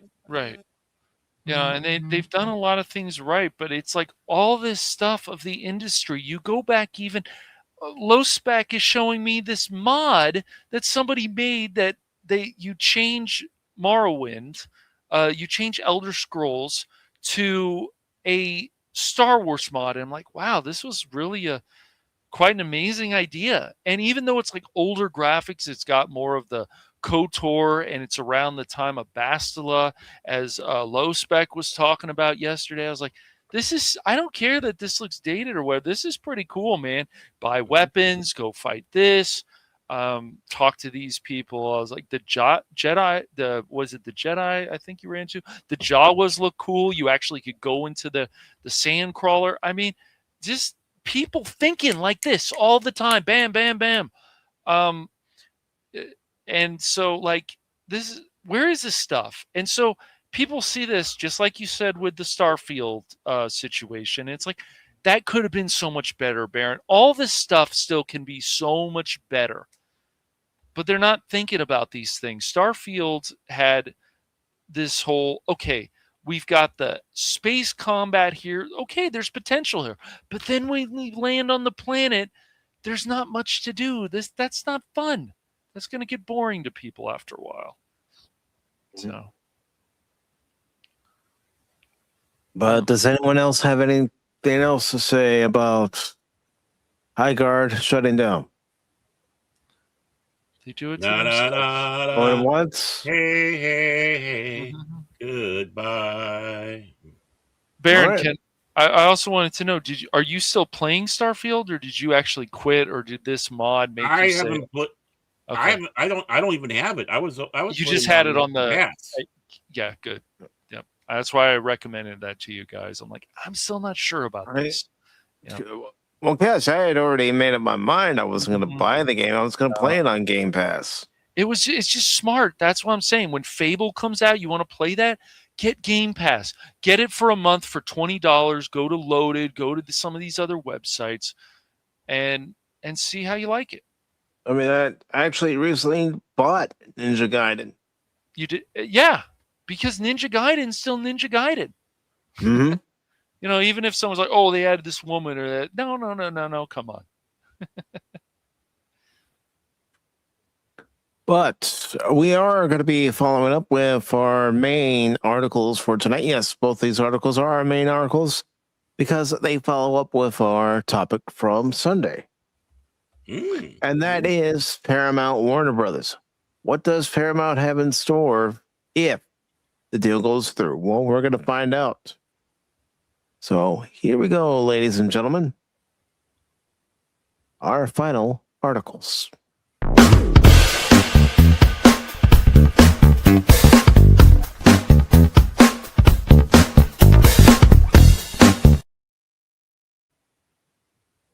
All right, this comes from Variety. It's by Jennifer Moss.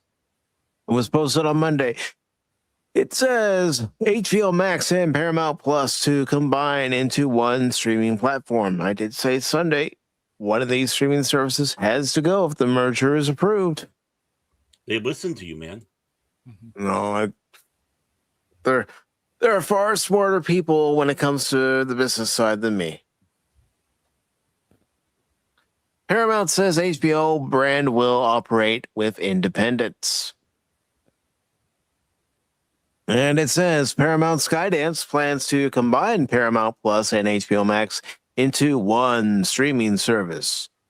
The ultimate streaming service with the ultimate power.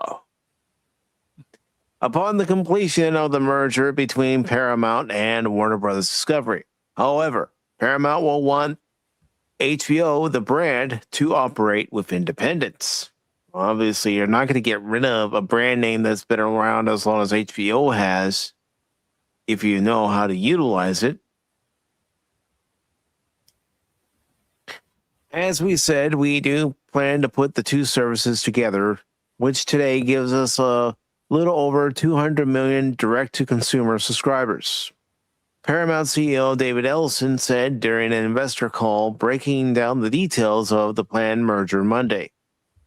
We think that really positions us to compete with the leaders in the space. At Paramount, by the middle of this year, we'll have completed the consolidation of our three services under one unified stack. And you can see us taking a similar approach to this platform going forward. And we think the combined offering, and given the amount of content and what we can do to the tech side, really will put us in a position to be able to compete with the most scaled players in DTC. It goes on to say, based on the call, it was not immediately clear what the setup of the new combined streamer will be, and whether HBO Max will be available as a tile within the service or fully integrated. However, Ellison did make it clear Paramount leadership wants to give HBO, currently run by Casey Bloys, the special treatment to continue developing and programming content without heavy oversight from Paramount's execs. Casey and his team do absolutely a remarkable job at HBO, said Ellison, who told analysts on the call that Game of Thrones is his favorite HBO series. And as we said, we do plan for that to be able to operate with independence so that HBO can candidly do what it does incredibly well. Our viewpoint is HBO should stay HBO. They built a phenomenal brand. They are a leader in the space, and we just want them to continue doing more of it.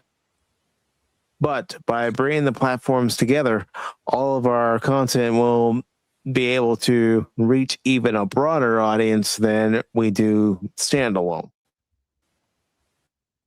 In December, Netflix outmaneuvered Paramount to secure a deal to buy Warner Bros Discovery, studio and streaming businesses for $27.75 per share. Last week, Paramount sweetened its offer to buy all of Warner Bros. Discovery, including its struggling cable business, increasing the proposal from $30 per share to $31 per share. Warner Bros. Discovery board accepted this as a superior proposal, and Netflix declined to increase its bid, paving the way for the formal announcement of a merger between Paramount and Warner Bros. Discovery this past Friday. Now, let's move on to the second article here. As I share it.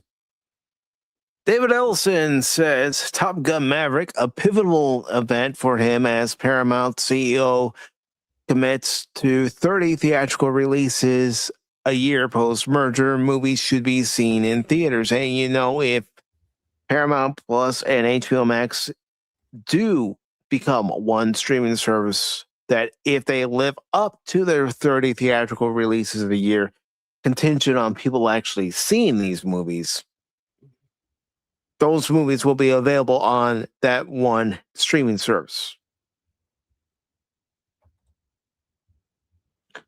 Now, let's get into this article by Joe Goldsmith after I read what Jet has to say here.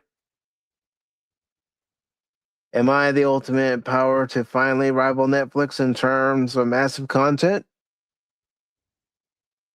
And the ultimate power well, that's the thing. They want to compete with Netflix, and combining both HBO Max with Paramount Plus, which has struggled, which doesn't release a lot of its numbers to the public as far as their streaming service shows are doing, performance-wise. This will be interesting. And, you know, there are reports that right now there are no new Star Trek shows being greenlit, being approved, being written, or still in production. Yay. The second season of Starfleet Academy wrapped up production last week. Whether it still premieres on Paramount Plus or Paramount HBO Max, whatever they decide to call the new streaming service, if they even give it a new name, remains to be seen. Well, you know, if they actually decide to start having balls and we start seeing improvements and they're not, it's then good. But well, we'll see. And then there's the other thing too, is maybe it doesn't get released at all. Right. Maybe it doesn't get released at all. And maybe they don't renew Alex Kurtzman's contract. Well, that'd be I'm going to say this now. I know this isn't a big shock to anybody who's listened to me long enough. I hope they do not renew Alex Kurtzman's contract. That this era of Star Trek dies. Yes, if they don't, because this should be really simple. If it's not making money and it's not making a lot of fans happy, then it's time to go. It's really that simple. What I hope for is that there's a bird of prey that goes back to just before this all happens, and this entire time of history gets erased completely. Yeah, and if they then really Kirk can get another medal. If they really do fire him and say, look, dude, you're not bringing in the money, your vision is just not for us, bye-bye.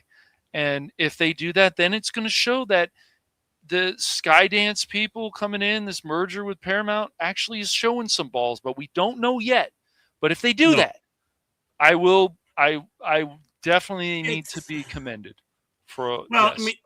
I mean, right now it's too early for everything because it's a stage of flux. Nothing major is going to change until until a little bit after the sales happens, because things need to, everything we need to work on. You don't want too much information let out there that could cause problems there. If they already have planned, and notice the important word, the most powerful word that was ever invented, if they already planned from the beginning to get rid of Kurtzman, no matter who ended up winning the bidding war, I think Kurtzman was on the short list to go bye-bye. But they couldn't do anything beforehand or even make any mentions of it beforehand. Why? Well, that could influence or cause problems with the sale. Just like they couldn't really stop the production, even though it was still going on before the first season was released of Dawson's Academy. And even then, they'd have to keep their mouth shut. But I'm sure I don't know, maybe they're so delusional in the set.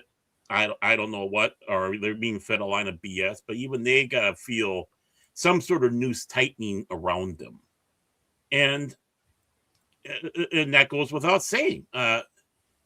This stuff doesn't happen. Words of this stuff doesn't come out because of the implications in the danger. Give the people more of stuff like Marshals, for example. Give the people more of these shows that can be quality. They like the actor, even though Costner had problems, and things can happen, of course, on sets. But just if they get rid of Kurtzman, they start doing this stuff, then people will start saying, shit, they fucking do have balls. Fuck. All right.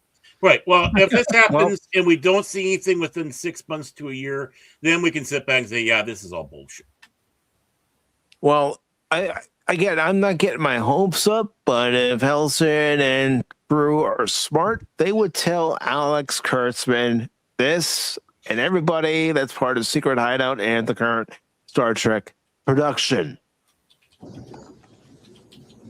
I have had enough of you.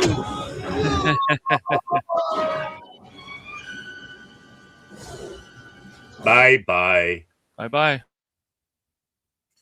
Yes. Oh, I think it's going to happen. I honestly really do think it's going to happen, but everyone's got to keep their mouth, lips tight. No, they're not going to say anything right now. Yeah. You kidding? They don't want it getting out. Oh yeah, so and so getting fired. Mm-hmm. They're going to keep it tight-lipped. Well, I mean, in all reality, half of them know that they could be up on the block because that's what's going to happen no matter what. That things are going to get pared down, and they just hope that I'm not going to be one of them. But for specific details, no, there's nothing out there for that. So no. And let me I forgot to share it out to the Rumble side and the YouTube side. My bad, folks. My bad. Shame. But it says Paramount CEO David Ellison was empathetic about Theatrical during a call with Wall Street on Monday. It's something we deeply, deeply believe in, he said. Large franchises and big pieces of intellectual property are launched in theaters, period. Again, he's speaking corporate speak. He can talk a good game, but are you going to back up those words? Mm-hmm. But unfortunately, at this time, that's what is actually needed right now is the corporate speak, because until things are settled enough that you can finally unleash your evil plans upon humanity. Exactly. Talking through Paramount's massive merger with Warner Bros Discovery, announced Friday he would back to 2022 when one film in particular had a huge impact on his thinking regarding theatrical versus streaming. I'll say I personally learned this lesson in 2022, he said.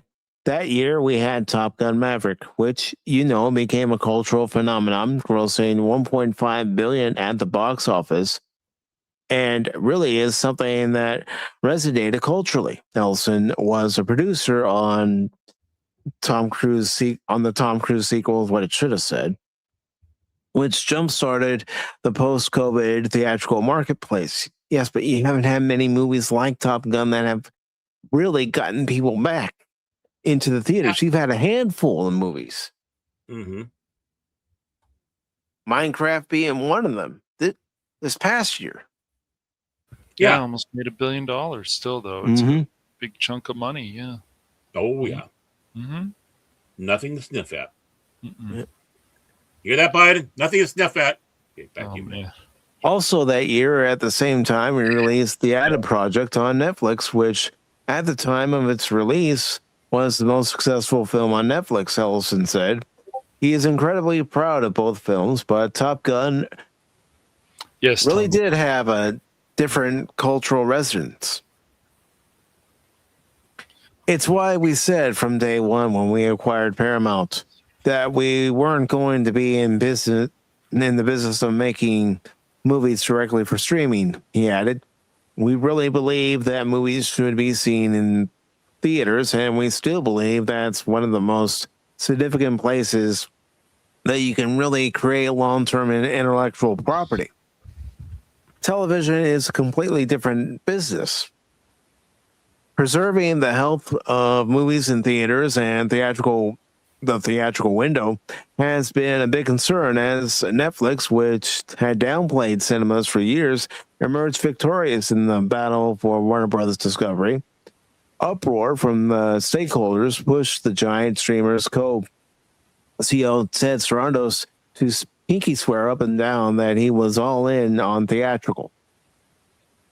The new version would combine two Hollywood studios, which also agitates industry players tremendously, especially given the decline in studio output after the 2019 merger of Disney and Fox. Ellison is trying to assuage those fears. So he's committed to.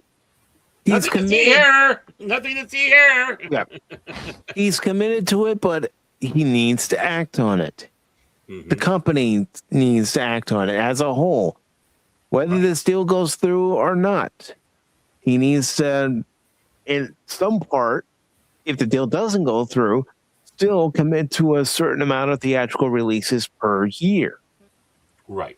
If the deal does go through, then let's see those 30 theatrical releases. But there's also another thing. I know I'm pointing out the obvious. If the movies suck, people aren't going to go see them. That's right. Well, many people. This is the mentality it should be. Okay, the alliance I tried to forge has failed, so now I will crush them. And that's the attitude you have. And how do I crush them? By being better, not trying to keep up with them, but by trying to make them keep up with me. And that's an art that's been lost because it's been too much myopic planning. And where if this plan doesn't come to fruition, what are you going to do? It's like what if this thing blows up in your face? Right. Yeah. It still has a potential of doing that. Right. Take steps to start fixing things. You guys want to send a message, Skydance, Paramount, Ellison, you guys, whatever, then send a message. Get rid of stuff like RuPaul's Drag Race. And that might bring in money for them. I don't know, but probably does. They keep having seasons of that shit. The Kurtzman thing, just start taking steps to start showing people that you guys have balls. So, because even Netflix won't get rid of cuties for some reason. They should ship that off to somewhere else. It's not something to be proud of, and people that are proud of that are idiots. I'm sorry, not sorry, but yeah. Well, amen. I don't know why there wasn't any investigations and going into it. I'm surprised people weren't hauled in front of judges for that. Yep, agreed. But you know why? Story. You know why? Because I'm going to double check when it came out to back up my claim. Mm-hmm. Give me a second. I've been also the timing of it and stuff. Yeah. Mm-hmm. Well, it was Biden's favorite film. You know, he wore out a couple of DVDs of that.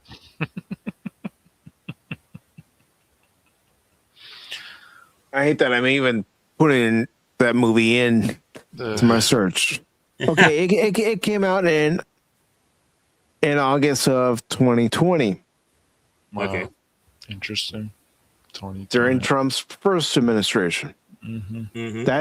That's why I want to carefully say what I'm going to say, because somebody leaning on one party spectrum or another probably helped Netflix keep that movie on there. Mm-hmm. Oh, it's harmless. It's harmless. Harmless, you say? Okay.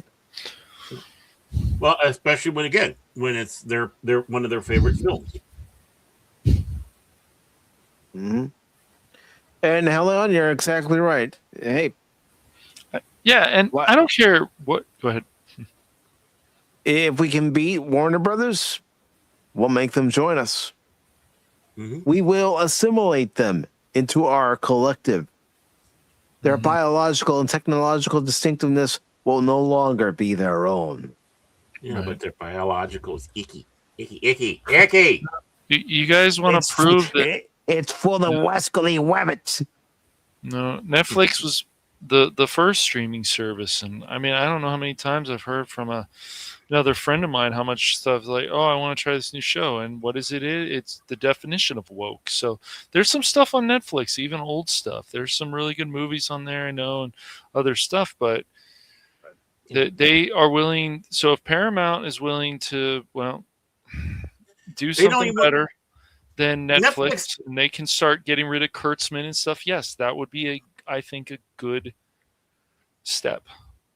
Netflix can't even acknowledge their first streaming series that they did. Netflix was really bad in the beginning, just like a lot of stuff is. Well, when they decided to start making their own content to air, the show Littlehammer, which I think had at least 2-3 series with Little Stevie Van Zandt, or whatever you pronounce his name, right? Filmed, basically American Norwegian program, right? That was their first one. There was a bunch of hype, and it wasn't a bad show. It wasn't a bad show. It's like, think of The Godfather in Norway, because the guy's there on a witness protection, and talk about being out of place. But nowadays, I think they try to pass off another show as being their first streaming show or whatnot. So when you can't even get your own freaking history on your own service, that's crazy. Fuck you.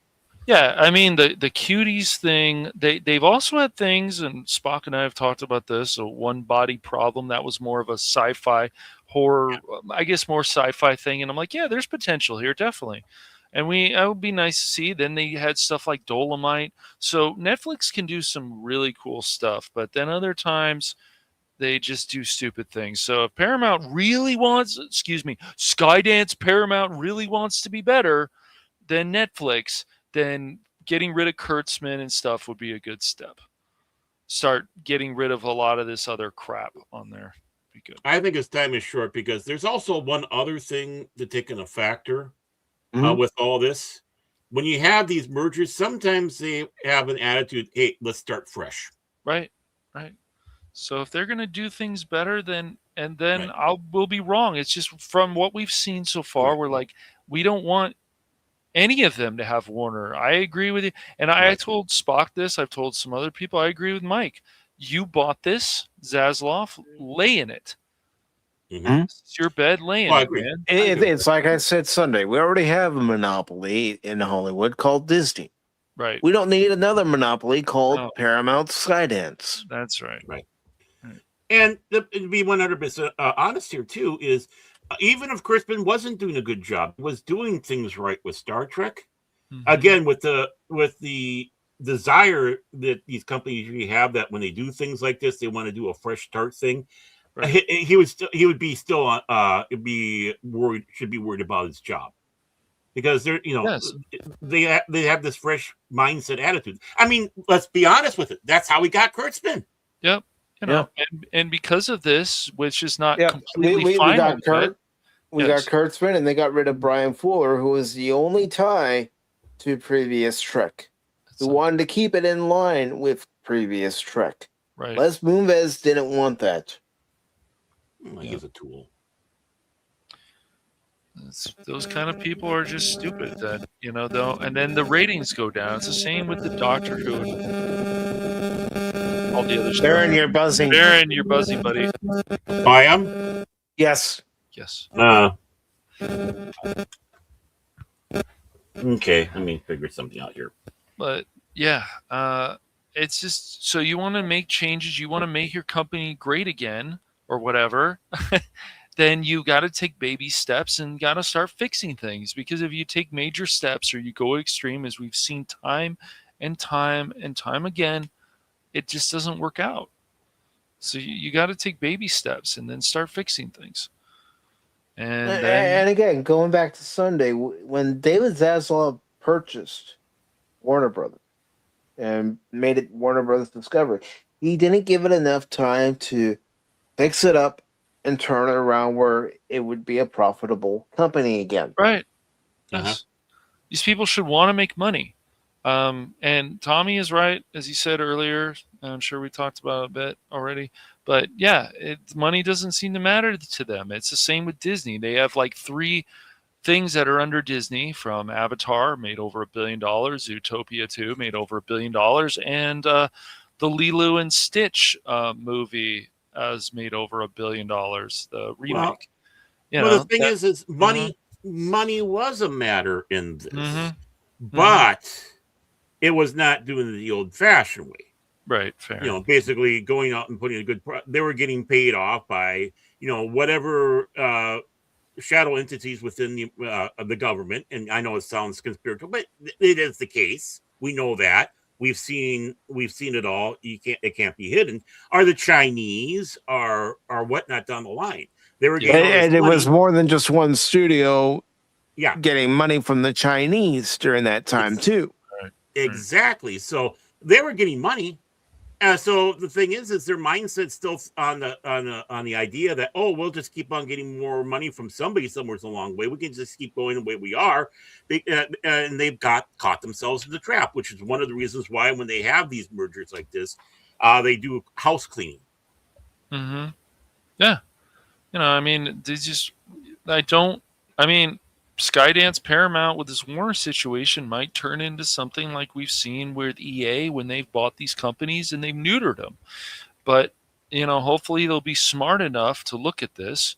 But who knows? We just don't know. But Kurtzman going away and taking other steps, then I'll be like, these guys have balls.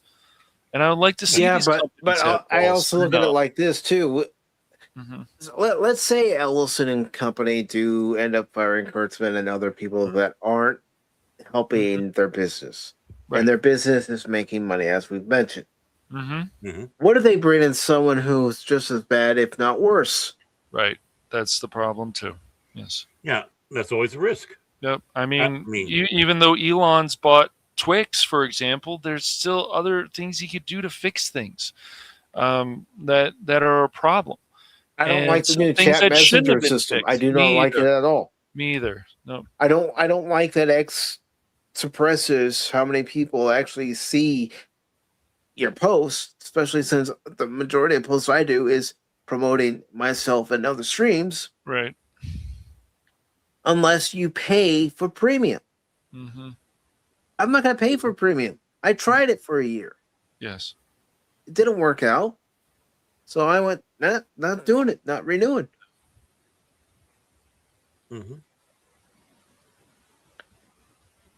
If you're going to take over a company, you got to make sure that you have a good roadmap. And honestly, I still don't know if Paramount even has that roadmap fully mapped out. Yeah. Yeah, don't know. Maybe they do. And who knows? We'll find out soon. This is what we keep seeing with all this stuff. Like sometimes there's good things, sometimes companies bring back things that they never should have taken away in the first place because it was great. Mm-hmm. And it's just mind-boggling. It really is that they keep doing these things. It's like everything, sports, all kinds of stuff. When stuff is great, just leave it alone. But they can't. Oh, we can appeal to more people and we can get more money this way. And then it doesn't work out. They start blaming the fans, blaming this. It's like, but you did this to yourself. So you wanna show you have actual balls again. Come out and say, we tried something new. It didn't work. We're gonna try something again, and hopefully this time it'll work. Just be honest about it instead of all this bullshit. And so all these companies are failing. The like we've read today with the High Guard and all this stuff because they're just looking at the wrong kind of stuff. They said, okay, we can do a live service, but we need to give the fans what they want. Let's ask people, you guys interested? And, we're former people who worked by, why not? If you're really not sure, do some polls. What do you guys think? Well, then. Yeah, they are very greedy, Lady Miss, no doubt. And the thing is why do you think indies are taking off so much? Right. And there's some problems with indies too, but not as much, I don't think. Yeah. Well, nothing's perfect. No. But there's one, maybe two things I haven't mentioned yet. I've said people won't come to watch your movies if you release 30 movies a year if those movies absolutely suck. They're also not going to come if the prices of tickets are out of reach and concessions are out of reach. Yes. Right. Yep. It's gotten too expensive to go to the movies. You used to be able to go to the movies. You could maybe see 2 or 3 movies a week. Oh, heck yeah. And a lot of these movies aren't. Now you're lucky if you see one per year. Yeah, I mean, ask a lot of people. We should... We can do a stream or something asking people, are you guys excited about a lot of movies this year? And we can keep asking them. There's stuff. I mean, I know that Bride's coming out, and my brother was like, "Oh, maybe we should go see that." I'm like, I don't know. Brides. I'm 100% honest with this one. I honestly cannot remember the last movie I went to see in the theater. Right. Mine was. I really can't remember it. It's Marty been that Supreme. long. That was really good, I thought. Yeah. I mean, I know I saw the one about the NPCs. The movie about that one, and with Ryan Reynolds. I know I saw that in the theater, but I mean, I can't remember if I saw anything after that or what. So as it comes to that, as a guy going to see movies. No, I'm going to see Solo, but someone paid for me to go in to see Solo. That was the last Star Wars film I saw Solo, and I didn't think it was that bad. It wasn't that bad. I think Ron Howard tried to fix things. So. Well, I still consider it apocryphal, but it wasn't that bad. Yeah. But the thing is, I didn't pay for it, but I know I saw that in the theater, and I'm trying to remember, did I see anything after that? I mean, what's bad when you can't? Well, Dune. I saw Dune in the theater. Maybe that was the last one. Yeah. Both those movies are worth seeing in the theater, definitely. Yeah, I mean, I'm talking about the first Dune. I didn't even seen the second Dune in the theater. Yeah. I only saw the first one. I was basically Mexican Iron Man grabbed me and almost pulled my arm out of the socket, saying, "You're going to go see this film." And Coach wasn't much help either. Yeah, I didn't see the first Dune in the theater. I watched it on HBO Max, but I did see the second Dune. Yeah. In the theater. What's Dune with you? Ha! But yeah, so how long has that been? I mean, there has been nothing that really enticed me to go, and anything newer that I've seen has been virtually because of you, Mike, with our watch parties. Yeah, because everything I'm dealing with Pops is older stuff, which again, no problem with that. It's like, boy, I miss these days. But when there's newer stuff, probably the most newest film I've probably seen has been Nuremberg. And was off of your watch party. Other than that, yeah. And You know. and I will say it, it's a hill I'll die on, folks. Mhm. Yes, you have to be in the right mindset to watch Nuremberg, but it's worth watching. Yes. I still hold in mind a double feature with Downfall in Nuremberg. And of course, you know how I feel about doing double features. You don't want to Now- do a double feature of that. No. I would do those separately. Yeah, both are long and both are really upbeat. No, it's a heavy subject with Nuremberg, Yeah. just like Downfall. Yeah, It's they're a both heavy very- subject. You don't walk away feeling these are not feel good movies. No. But my biggest concern is how much are these streaming services going to go up? How much are movie tickets going to go up if this deal goes through? Because you don't know what Paramount Skydance is going to be charging theaters even to run the film. Mm-hmm. Well, that's just going to be it too. When you have a monopoly, you don't have to compete, which means you can set whatever price it is. And since when has those prices ever gone down in a monopoly? They haven't. Right. Yeah, and these companies were so arrogant before, and of course, many of them had to have Spectrum. Oh, please, Spectrum, help us. I remember a few months ago, and I might even mention it here on Pop Talk, that there were WWE fans who were disgusted at the prices for WWE tickets now that they're under new ownership by Endeavor Group. They've skyrocketed the prices to go see a WWE show. It used to be reasonable, even to sit in the cheap seats. You can still get cheap seats. Last I checked, for $15. That was under Vince McMahon.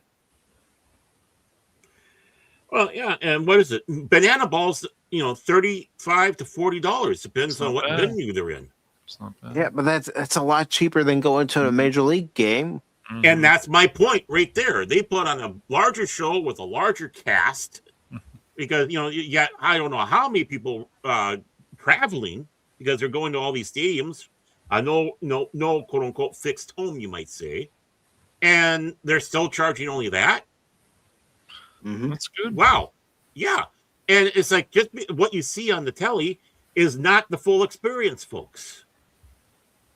No, it's everything that's happening during the game and around the game in the parking lot.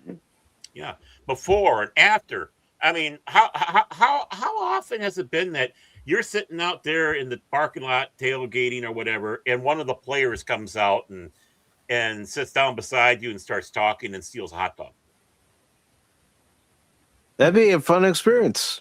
Right, and that's what you get with banana ball. You don't get it with Major League. Isn't that refreshing? You might be able to talk to a player who's on the field before the game, but even then, it's short and brief. Yeah. I mean, heck, I was lucky I was able to beat Ryan Sandberg 3 times. One time at the Sheraton in San Diego after a 15-inning game. And then the next 2 times was when he was manager of the Phillies AAA team, the Iron Pigs, and they were in Norfolk. So I went to Norfolk and caught a couple games and got to talk to him a couple times. And when he saw me the first time, he remembered me. Yeah, the scream should have been the first thing that set it off that you recognized you. No. No, he's going down the line signing autographs. He gets to me and he looks at me. He's like, I've seen you before. We've met before. I said, the Sheraton in San Diego back in '96 after you guys beat the Padres in 15 innings. And that's something I'll never forget.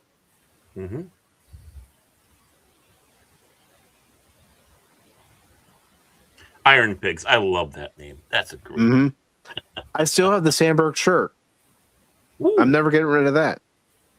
I would think not.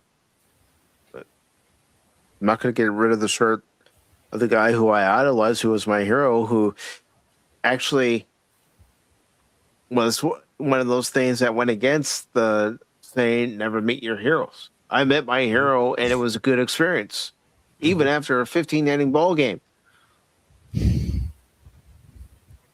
Because you tired after that. Yeah, you can't blame him. No. Not anybody. Yeah, anybody. No. Meanwhile, Cash can't wait to get rid of his Dodgers stuff all the time. But what I also remember is the next morning, we're sitting around at one of the tables having breakfast, and coming into the main lobby is Sammy Sosa, and my mom got to have her moment with Sammy Sosa. She loves Sammy. I know. I'm just thinking a bunch of jokes just went through my head right now. It's like the thing that Ted Kennedy said, Mike McGuire and Sammy Sosa. Sousa. Never get tired. Never get. That was really something. Ted was 10 sheets to the wind. He was. Oh yeah, that guy. And he sat back and said Joe Biden was the dumbest man in the Senate too. You sure about that, Ted? Well, Ted was the drunkest.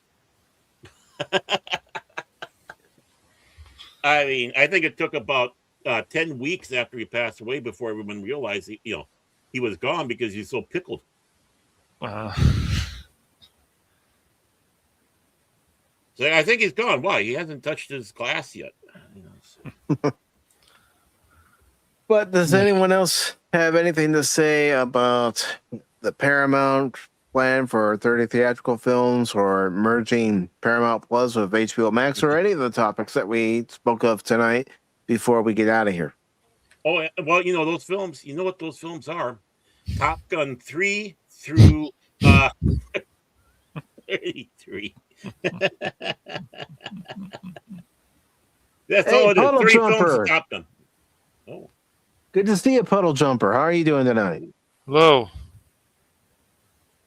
It's the puddle, jump in the puddles, don't you know? Because it's wet, so unto me. So, Cash, what do you got coming up on the Phantom Hooligans? Oh man, I didn't tell us. Oh, he's got nothing. He's got nothing. Oh my god! I was going to sit back and say, "What the hell happened there?" Okay, it's okay, dude. It's all right. I just want everybody to know it wasn't me. I figured it was Baron, actually, to tell you the truth, Mike. This time I was innocent, man. But just because I was innocent then, it doesn't mean I'm innocent now. I've been working on like all these thumbnails. I finally got a cool looking thumbnail for Dragon Quest Builders. I've got one for a Pokemon game. I've got man, AI's in some really cool stuff. So Spock's gotten me more into AI. I never expected to get into AI as much as I have lately. So. Well, I'm surprised because you are AI. So what? No, you should embrace your heritage. Embrace your heritage. Baron. Very funny. Don't be a self-hating AI. Funny guy, Baron. Funny guy. Funny guy, this one. This guy, dude. I'm going to take your donuts away again. I'm telling you. All the donuts. No, I ordered donuts. Heck, I should just do a Grok AI video of you taking donuts from Baron. Yes. Right. No. There's a line. There is a line, and that would be one that we crossed. No one's stealing donuts. Mike and I go to Baron's house. Excuse us, we're the Baron. We're the donut inspectors. Yes, we're here to take all your donuts. We heard you were refusing them. I ordered donuts from the store today, and guess what didn't come?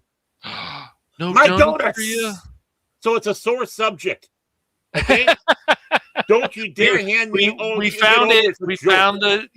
Poke the bear, Mike. Poke the bear. But anyways, I get my revenge. Sore subject. I get my revenge after all those times he put the knife in my back and twisted it. That aggravated me during the show. That's right. It's time, man. Payback's a bitch. I told you I'd get my revenge, Baron. Didn't tell you how. I didn't tell you when, but I told you I'd get my revenge. Yeah, but you missed the blueberry donut holes, so ha. I don't care about your blueberry donut holes. You can have them. I love him. He might be. He might be Puddle Jumper. He just might be. What? Nutless. Donutless. I like that. I ask that question all the time. We don't know. Sometimes he thinks these donuts give him powers, but we keep No, he him thinks he's cute, and he thinks because he thinks he's cute, he can get away with certain things. That too. I'm not but he cute. also. I love donuts. Please, I've seen you put on that innocent routine more than once when you're on camera. What? I don't do that stuff. So has Lady Miss. So has Jed Sparks. So has Tommy. Did you see how his voice went a few octaves too? What? Yeah, fake news. That's all fake news. CNN. What? CNN. Mm-hmm. Like Popeye spinach. That's right. But go ahead, Cash. Yeah. MS Cash. So I've got that ready because I started playing Dragon Quest Builders again, and that game's a lot of fun. It's like Minecraft meets Dragon Quest. It's really cool. And so I've got that done. I've got the Pokemon one ready. So I've gotten like half the battle ready for these streams. I might do another one for the Hollow Knight. I haven't. I talked to Baron, of course, for a while yesterday, and I'm just waiting till you talk to my wife. No, I talked. You're the one who told me. Shut up, Baron. Don't start. You talked to you talked to my wife. I want to know the truth. All right, here's the truth. Baron said to his wife, he says, "You talked to Cash for a while. I have to go to the bathroom." So yeah, that's the truth. Well, it was either that or hang up on you. What would you want? Right. That would have been okay, dude. But it was. And the long suffering is like, talk to Cash. Yes, please. She was. Yeah, we had a nice conversation. So. Good. Yeah, a lot of it was to do with you and your gameplay. Yes. So. Those who believe in stealth do not know the true greatness that is stealth is optional. Oh, geez. Here we go again. Mm-hmm. To spread lies about my gameplay style not being the true gameplay style, well, you got to try it for yourselves. That's all I got to say. But so yeah, those streams are ready. And then Baron, I don't know if you've got yourself situated better now. Did you get your stuff or not whatever? yet? I'm gonna go tomorrow to the. So we'll just wait. We'll just wait on that stuff. I'll let you know. Don't worry. Okay, we'll just wait on. See, I even answered the phone yesterday. I know, it was amazing. I was shocked. Mike's shocked too. Yes, but the big question, inquiring minds want to know, because Lady Miss wants to see all three of us play a game together. Well, when are we going to? Well, I now got a Baron, as he told me, he's not situated yet, so I'm just waiting on that. Well, it's not his fault. I'm just saying, I'm not blaming you, man. I just, do you think you'll be situated in probably what, Baron, a few weeks? A week, whatever, yeah. Things are going a little bit better here now, and let me, Tommy, like I said, good point. I'm going to do a raid on the mailbox to see if I got my. Well, you also got to get back to your stuff at some point too, dude. You were having fun with your police simulator stuff, whatever. Yeah.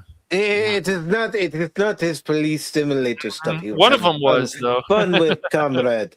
Comrade. Oh man, yes. You are wrong about which game he was having fun with. He was fun. perfect border guard for Afghanistan. He was perfect border guard. Careful, Mike. You're going to feed his ego because he's the one that gave me that game. You want to feed that ego? Well, he gives you the game and you play the game. Mm-hmm. Right. But yeah, no, I mean, you were having fun with the police simulator stuff too, man. You were pretending to be a cop and all that. I mean, that makes sense. So, I mean, pretend. Thank you, Ellison, for dropping the like on the Rumble side as well. Appreciate it. Awesome. Oh, cool. Yeah, I pulled a guy over the other day, so we need pretend. Hey, sir, license and registration, please. You got drugs in that car? Yeah. I guess so, officer. Then give me them. Give me some. Come on, quit greedy. I want some.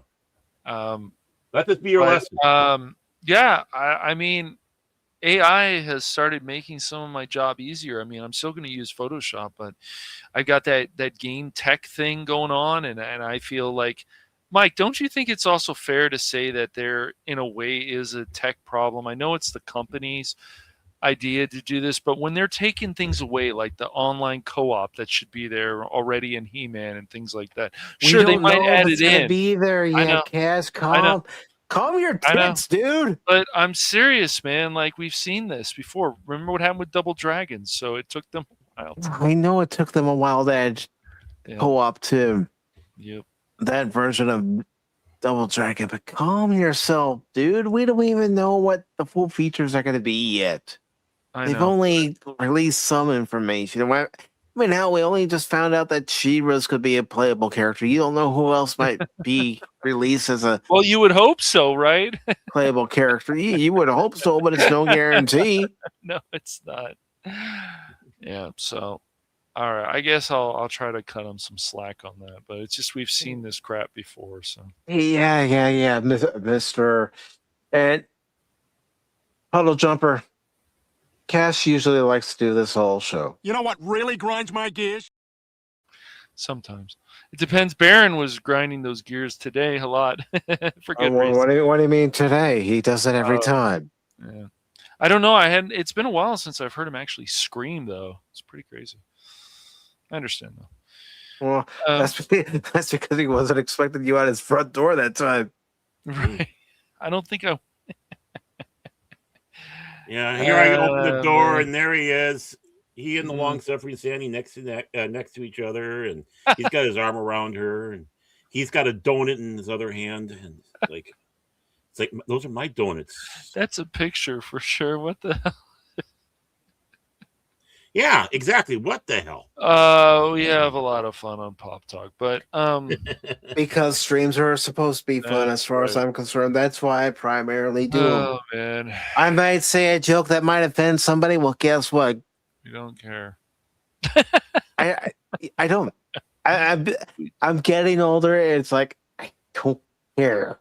I just don't care what joke might offend you. Learn to laugh. Ladies and gentlemen, he's just started farting dust. He don't care about your feelings. So, but yeah, you think Baron, probably in a few weeks you'll be situated a lot better. Or a week? I mean, I hope to. Yeah, I mean, all right, just let me know. Time. We can talk. All of us can talk.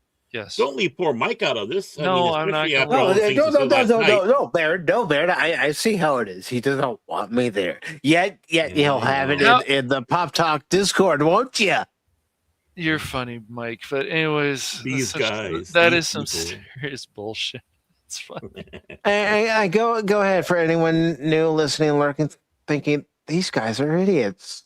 Yes, these guys are morons to each other. Well, this is who we are. This is who we are.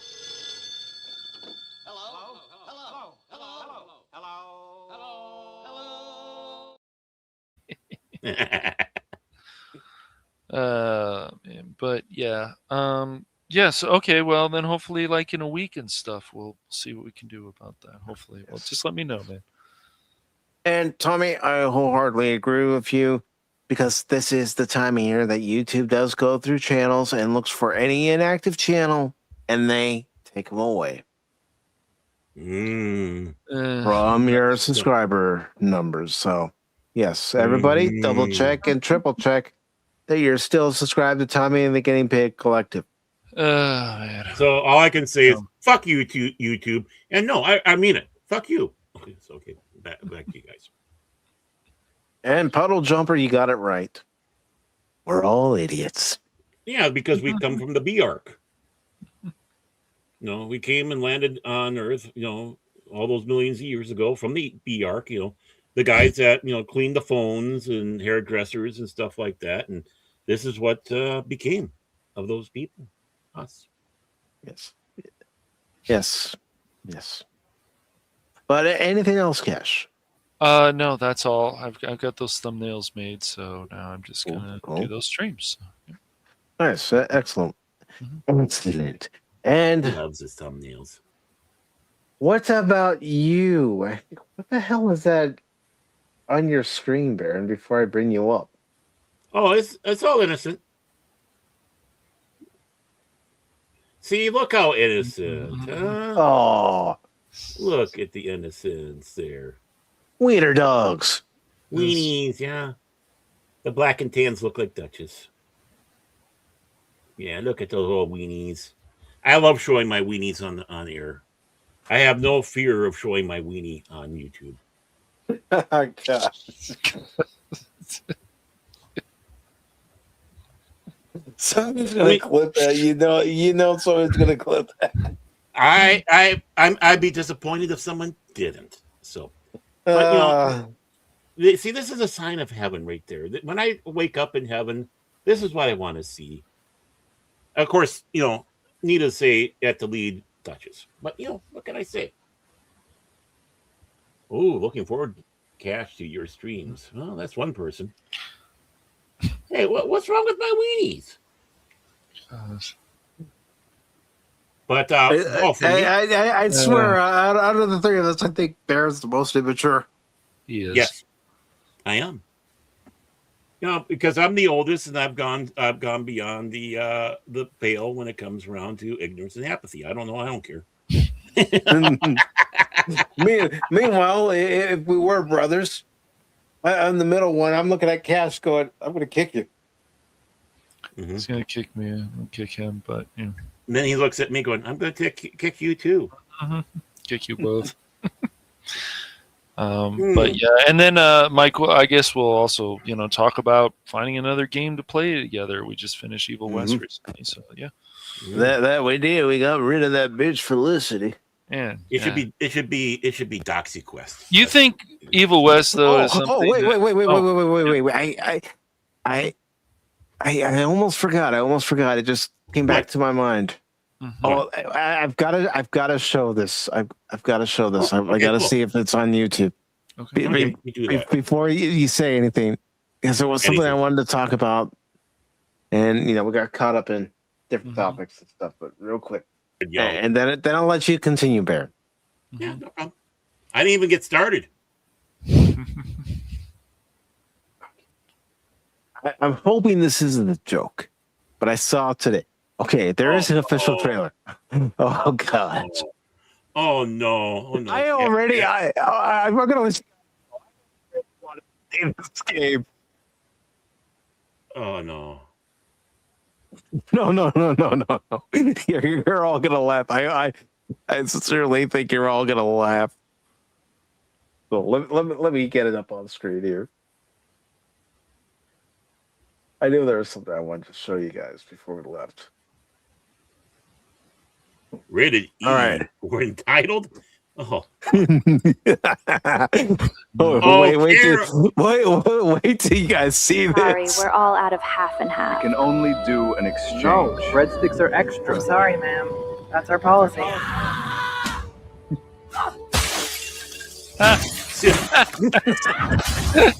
Mobile.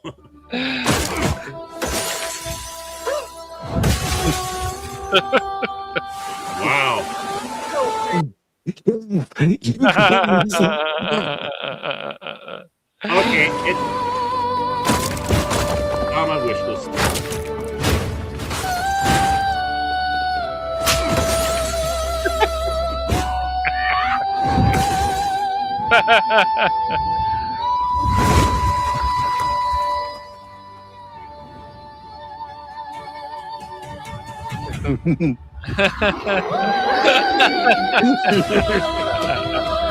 I love it.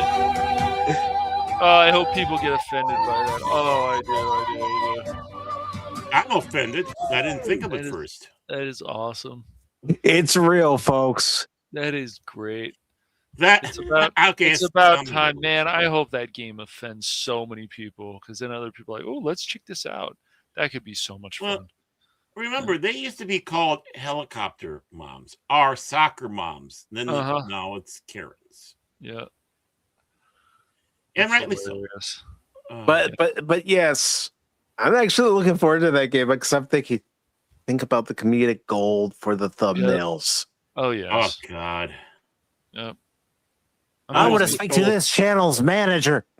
That's right. Oh my gosh, the fun you can have on that with stream.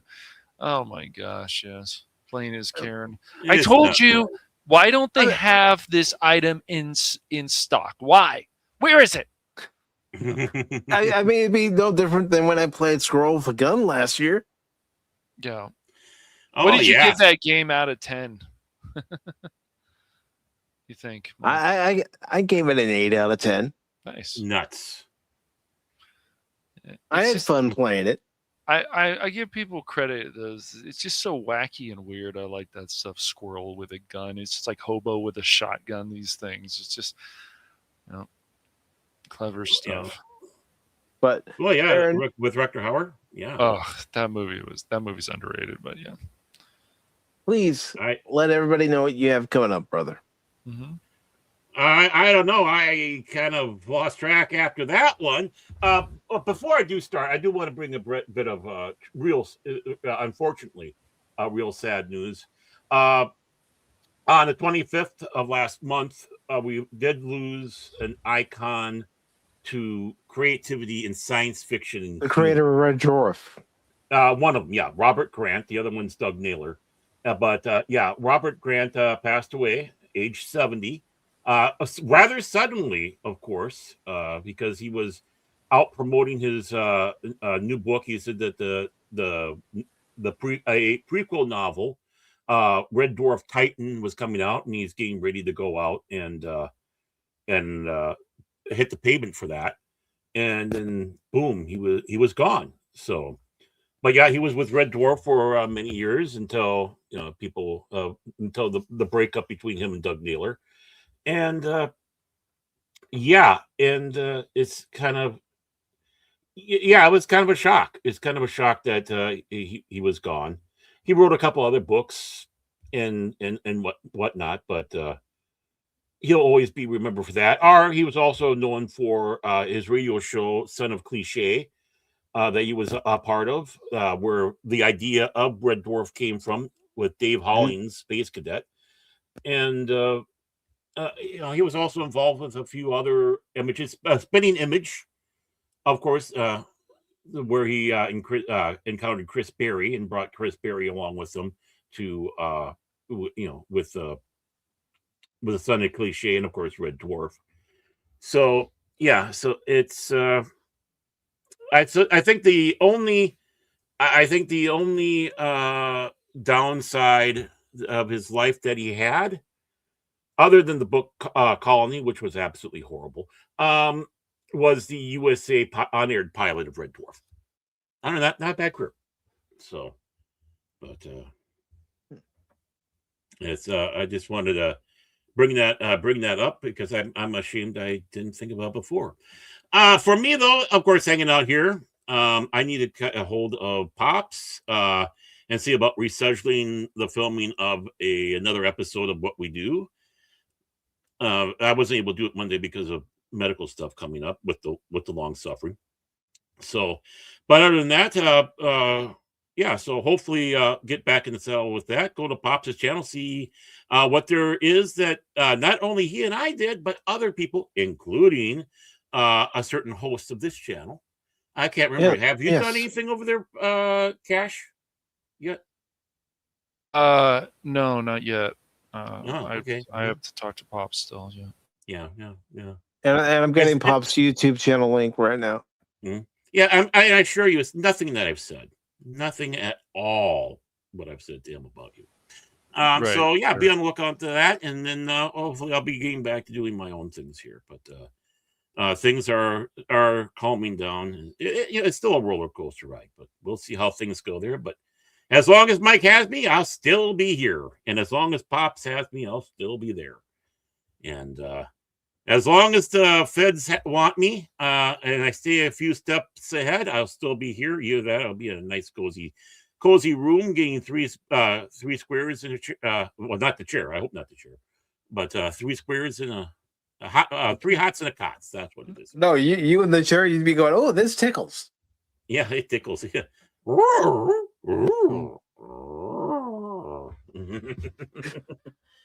I like the new 10s unit. And of course, remember, doxies are your friends. Yes, they are. Yes, they are.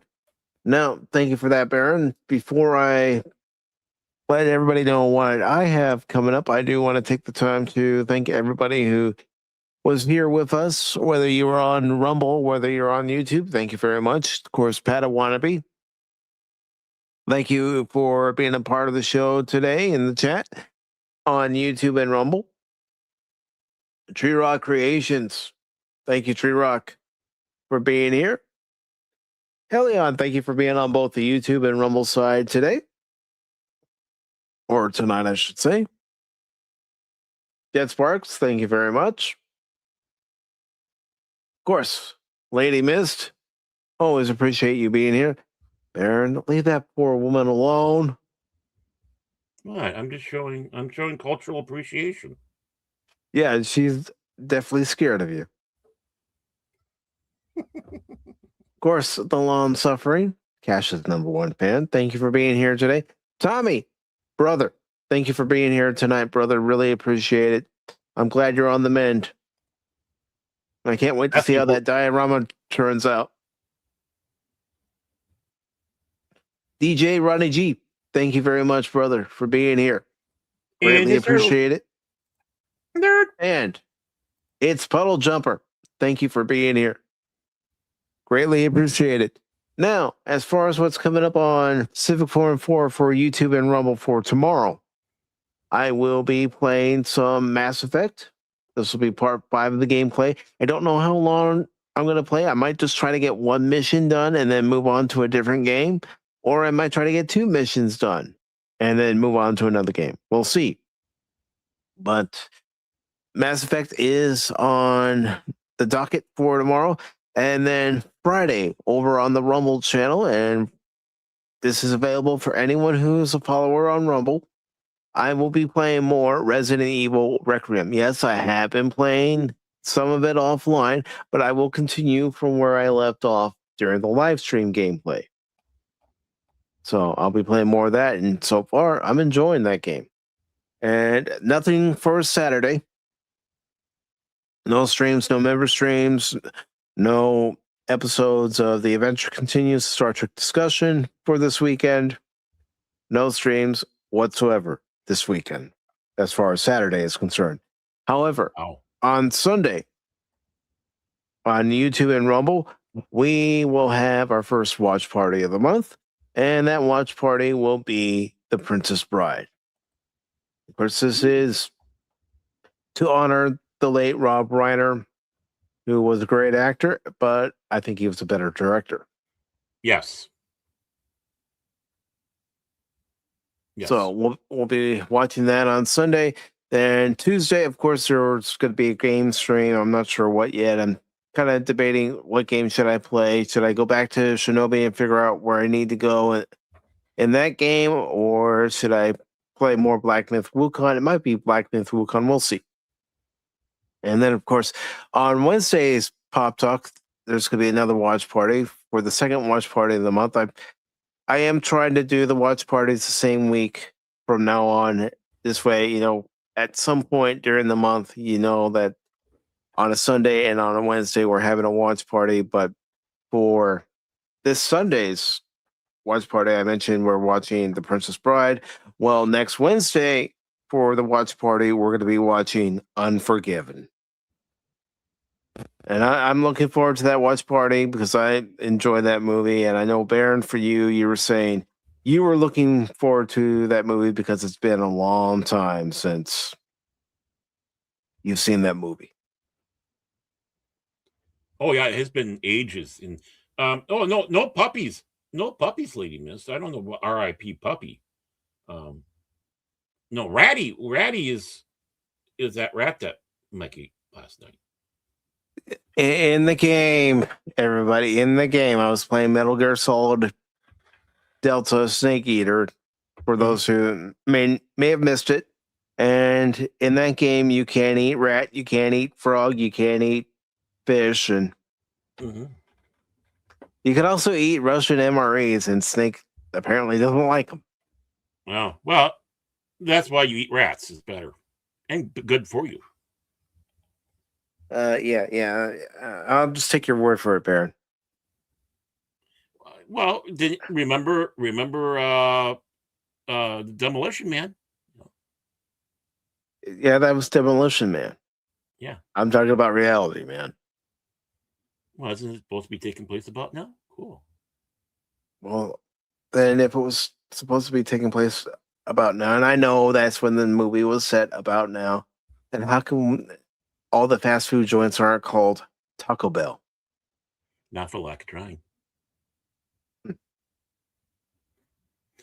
I don't know, though, but watching the CEO of McDonald's try to eat a big arch kind of seems the same effect.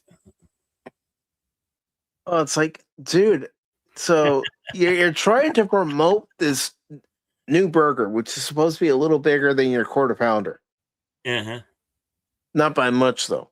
No. And you take a dainty little bite? What the hell's in that thing that you don't want to take a full bite? Private Ratty. I don't know. I tend to go to Wendy's more now anyway than McDonald's when I want a burger. Of the fast food type. Well, I'm not ashamed to say this. I still love Burger King. And of course we got Culver's too. That helps too. Yeah. Yeah, when you can get those butter burgers. Yeah. And cheese curds. And a pint of custard, frozen custard. Yum. Yes. We do have a custard and burger place around here, and they're good. They're not a chain; they're just independently owned, mom and pop, and I like the best. Yep. But that is what's coming up on Pacific414. And again, thank you everybody who came by, watched us for a little bit. If you like what you saw, make sure that you're hitting that like button, reposting about the stream on YouTube and Rumble, sharing out the stream on YouTube and Rumble. And if you haven't done so already, follow the channel on Rumble or subscribe. And until then, remember two things. One, I'm not just a baseball guy, I'm an all-around guy. And two, never give up on me in a game, because just when you do, you might miss something. And to Baron and Cash and anyone who disagrees otherwise, stealth is optional. Ready, go ready. Autobots, transform and roll out.